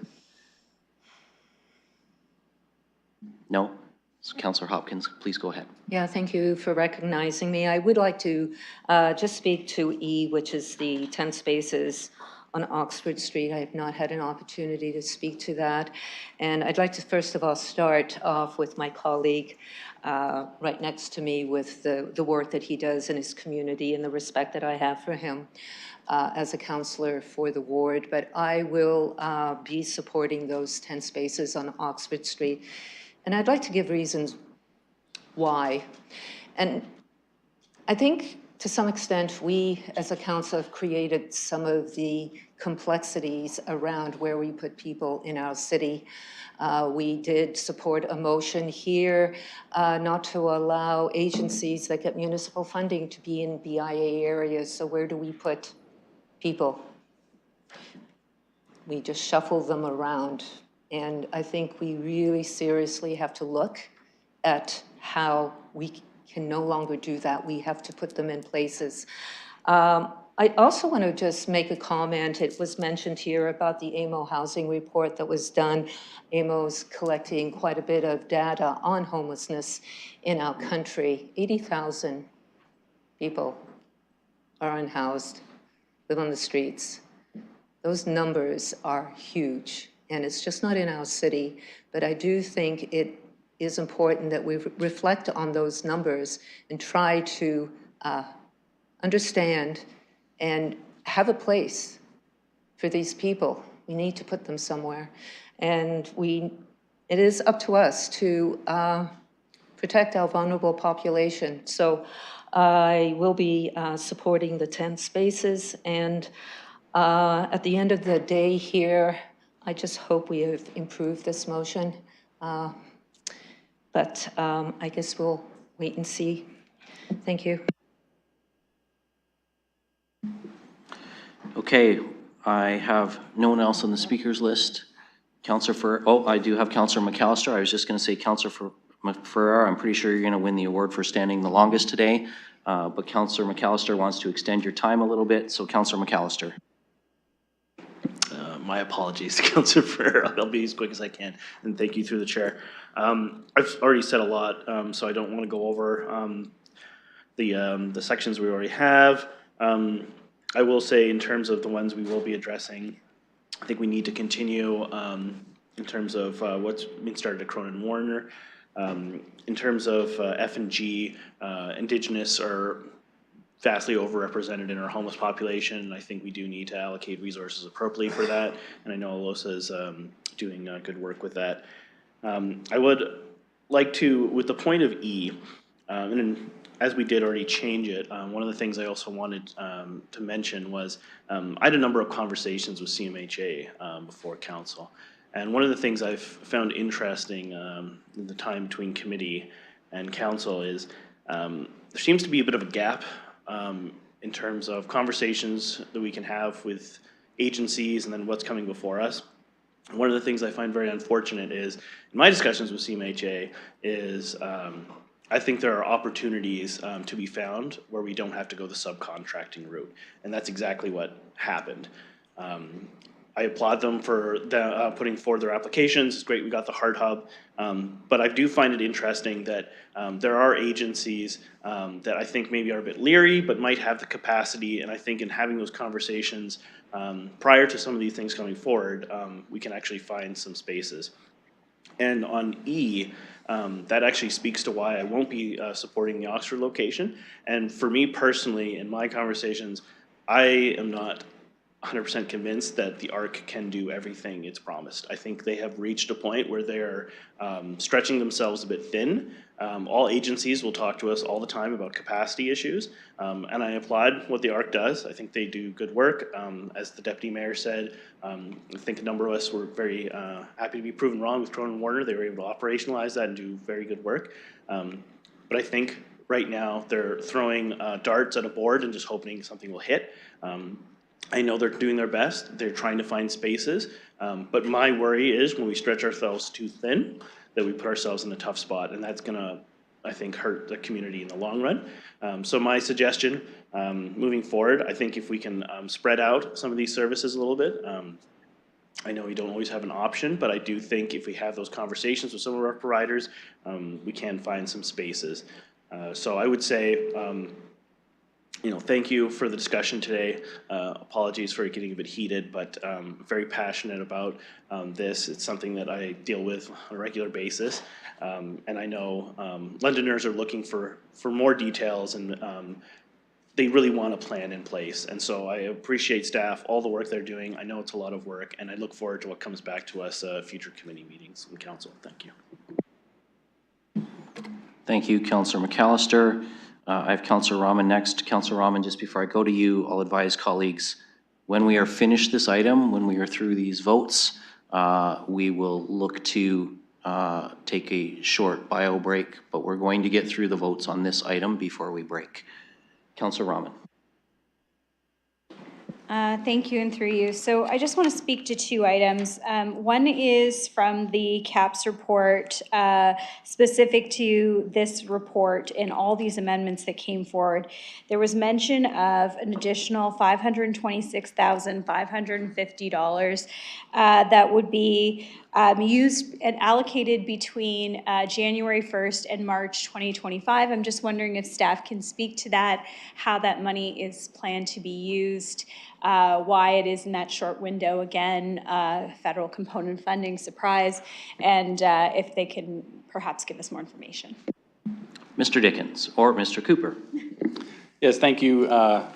Through you, Mr. Chair. So this, that $526,000 is part of the additional incremental funding we received from Reaching Home. We received that indication late November, operationalized our contract in December, have to have that money spent by March 31st, 2025. So there are, typically what we would do in those instances is we would look at municipal contributions to eligible programs that we could apply this funding to then create that municipal surplus. That's typically the process. It's what we were planning to do here unless there are other items or directions from council. Councillor Rahman. Thank you. And then what could that surplus be used for? Mr. Cooper. Thank you, and through you, Mr. Chair, there are a number of items in the Reaching Home Directive. So basic needs, additional sheltering beds, housing supports, again, realizing it's a short-term window to utilize that funding. So many of the agencies are trying to operationalize those spaces to then just wind them down in March 31st wouldn't be really a viable option. But we do have existing programs, through the multi-year budget that was recently funded that we could look to fund this on a short-term basis. There's a broad list of items in the directive, so I won't go through them all. Councillor Rahman. Thank you. And will we receive a report back to CAPS on how that money was then allocated? Mr. Cooper. Thank you, and through you, Mr. Chair, I should remain standing. Generally, if it creates a surplus, I would look to finance to see how that is reported back on the municipal surplus piece, but we wouldn't seek direction from council at that regard because we apply it to an existingly approved program that allows for usage of the Housing Stability Services dollars, whether it be provincial, federal, or municipal. Councillor. Thank you. That satisfies my questions on that matter. I just want to briefly speak to Part E, specifically on the additional housing spaces that would fall under the category of supportive housing. So I just want to speak directly to this particular allocation.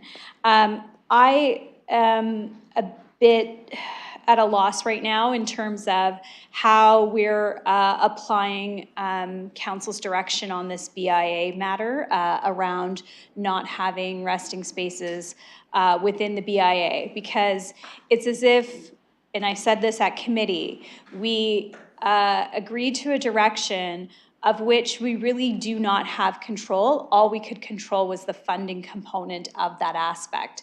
So at the time when we made that decision and that funding component then was no longer applicable to those spaces, then this kind of unfolded since. And so, yes, I agree, the numbers changed. In-kind donations came out of the amounts, and the service provider tried to find an opportunity to satisfy what they had said they would do to us, and that was why we're getting these additional 10 beds. I'll say, I think it's great that these are already operational. I think there's a bit of a disconnect here because it says the beds are on Oxford Street, and yet we've received information that they're at multiple locations.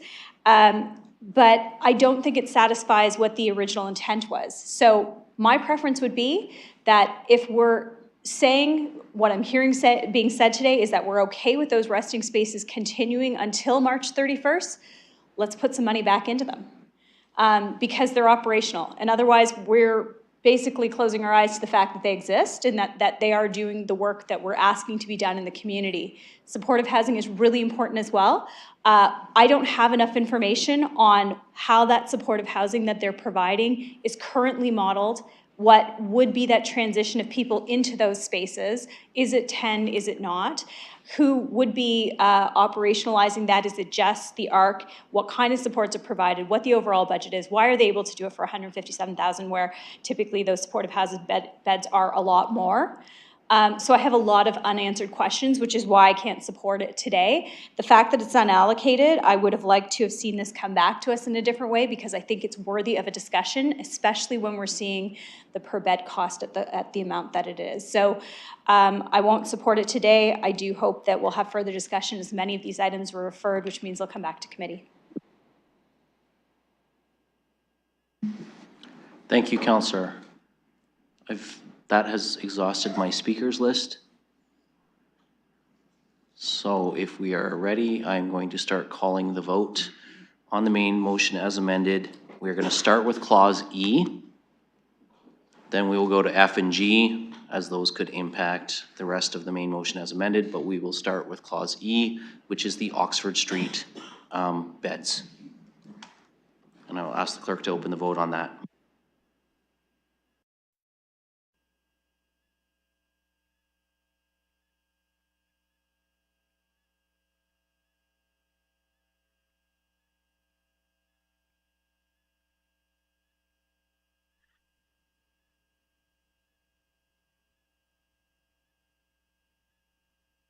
Councillor Stevenson votes no. Thank you. Closing the vote. Motion fails 3-9. Okay, the next two clauses we're going to call together. These are F and G and are both related to the ATLOSA purchase of service agreements. I'll ask the clerk to open the vote on those.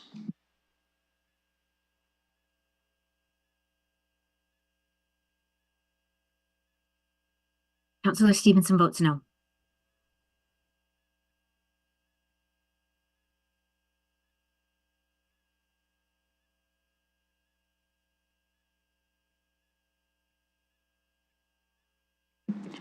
Closing the vote. Motion carries 9-3. Okay, and now, unless anyone wants anything else voted on separately, I will call the balance of the clauses.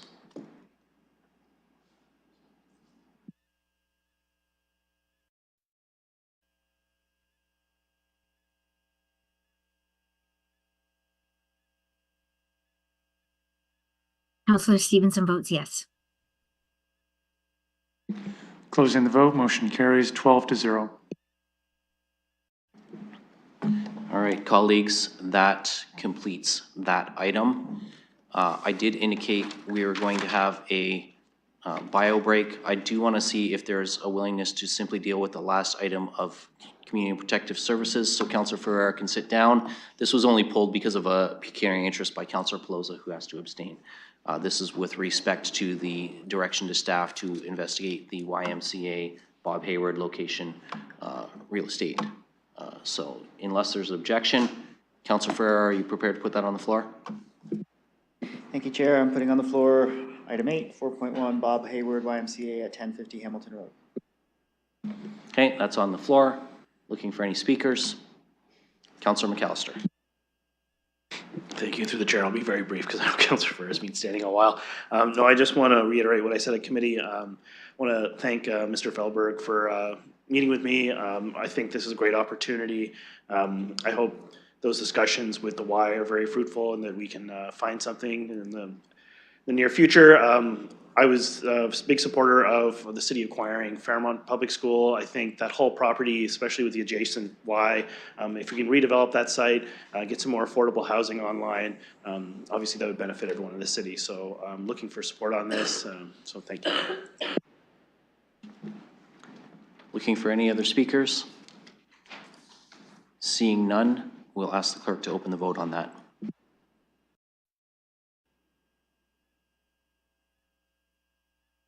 Councillor Stevenson votes yes.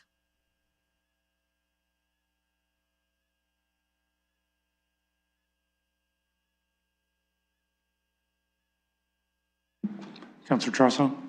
Yes. Noted, thank you. Closing the vote, motion carries 11-0 with one recusal. All right, colleagues, at this point in our agenda, I'm going to look to see if there's a motion for a brief recess. 10 minutes. 10-minute recess moved by Councillor Trussow, seconded by Councillor Hopkins. We can do this one by hand. All those in favor? That motion carries. Okay, it's 4:35, so please 45.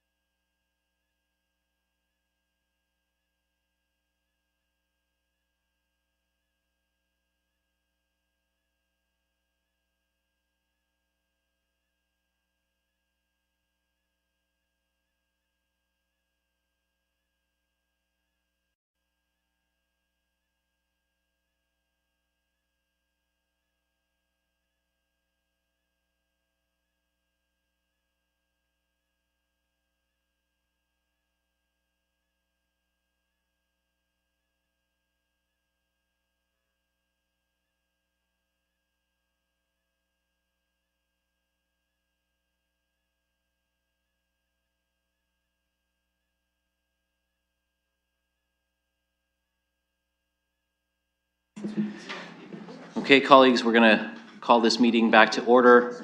Up next is the third report of the Planning and Environment Committee.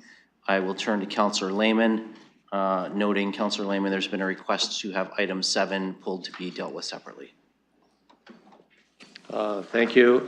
I've had no request for items to be pulled.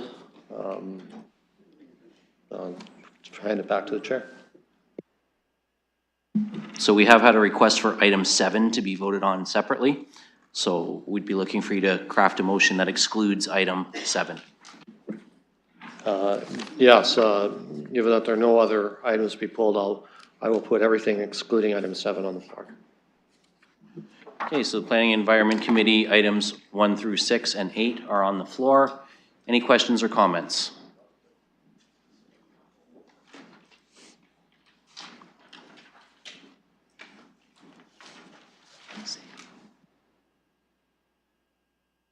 Seeing none, I will ask the clerk to open the vote.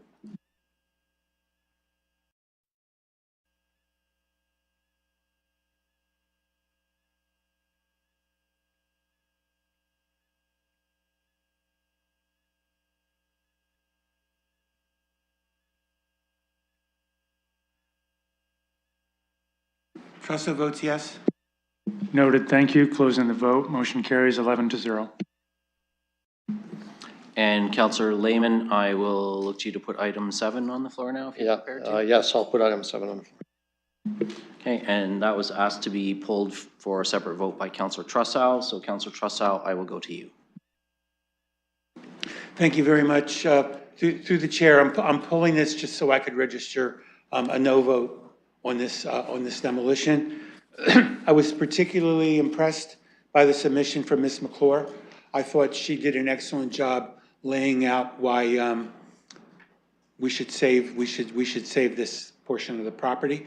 I'm not going to try to reiterate her very articulate statement in 5 minutes. Clearly, I'm not my most articulate now.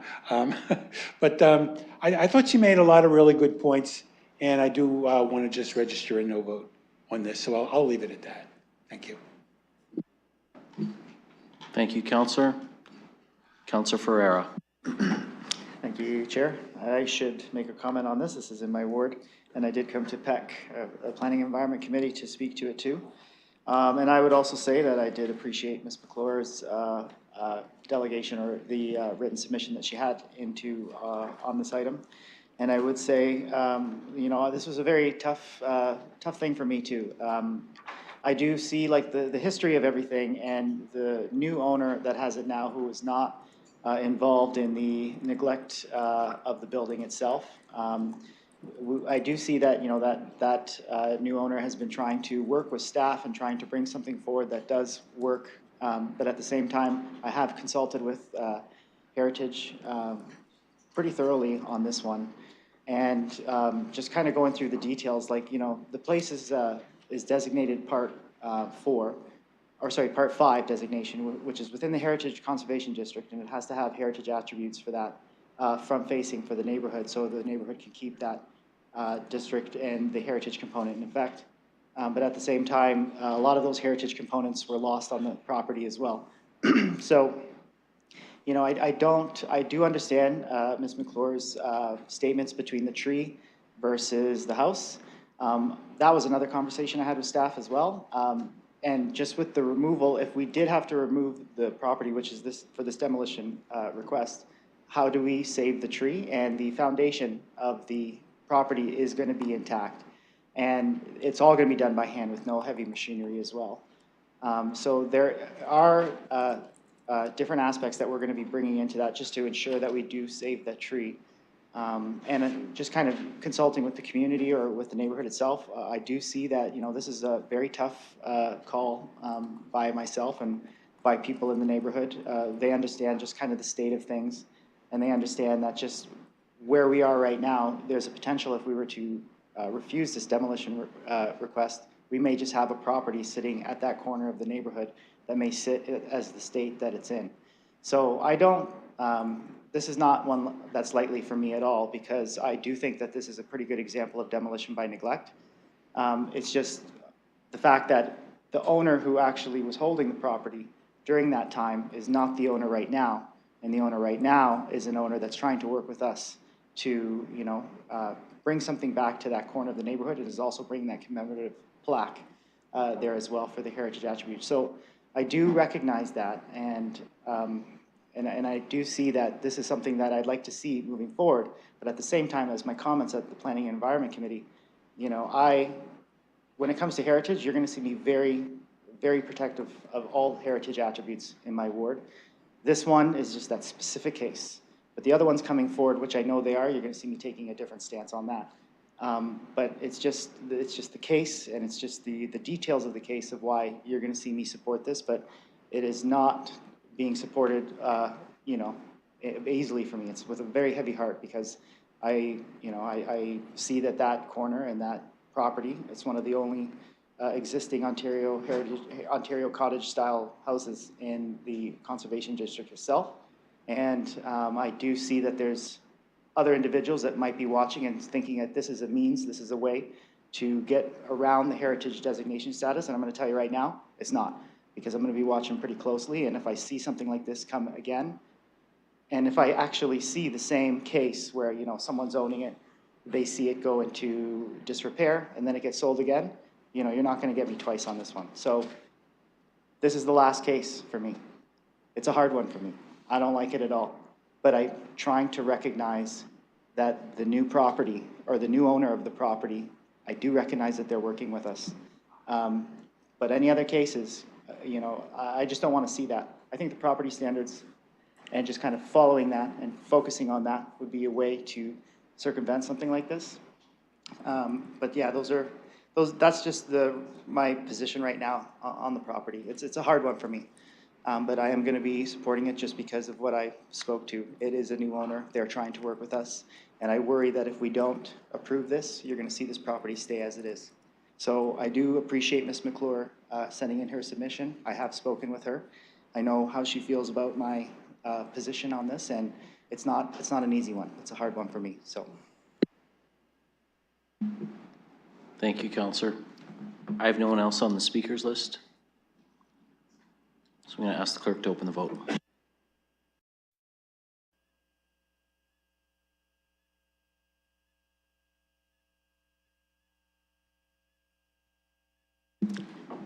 Closing the vote, motion carries 10-1.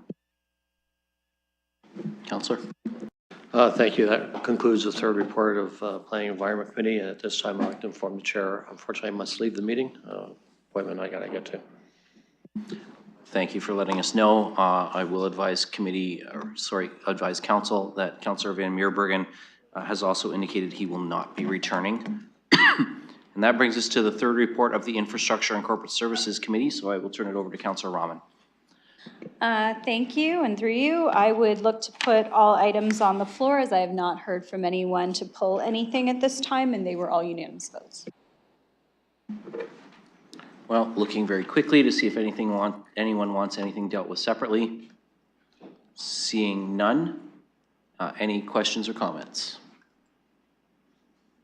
Seeing none, then I will ask the clerk to open the.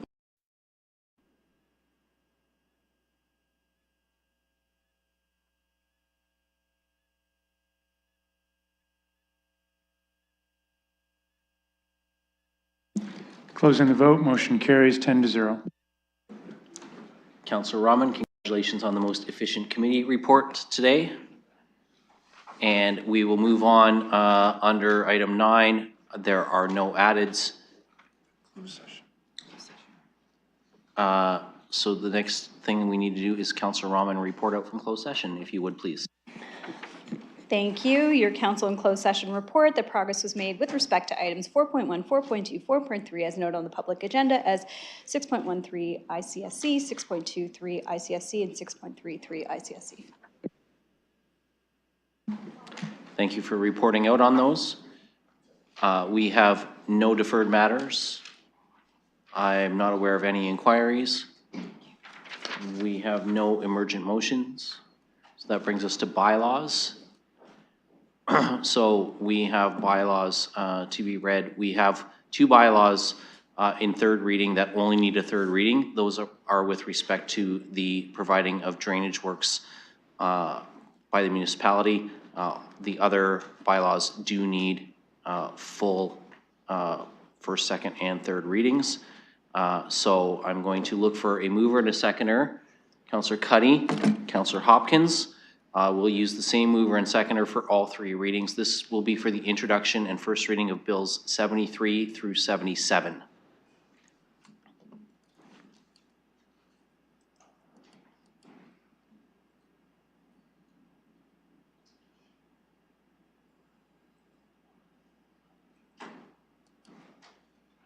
Cuddy votes yes.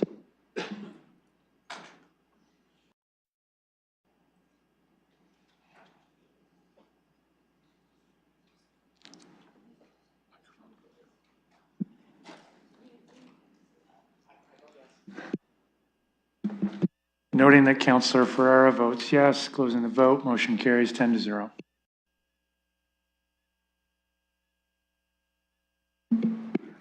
Okay, we will now move to the second reading of bills number 73 through 77 using the same mover and seconder.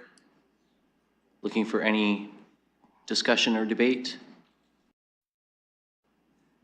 Seeing none, I will ask the I vote yes. Ferrer votes yes. Closing the vote, motion carries 10-0. And finally, with the same mover and seconder, the third reading and enactment of bills number 73 to 77 and bills number 297 and 379 be approved. And I will ask the clerk to open the vote. Ferrer votes yes. Closing the vote, motion carries 10-0. And that brings us, colleagues, to the final item on our agenda. That is a motion to adjourn. Sorry. Third.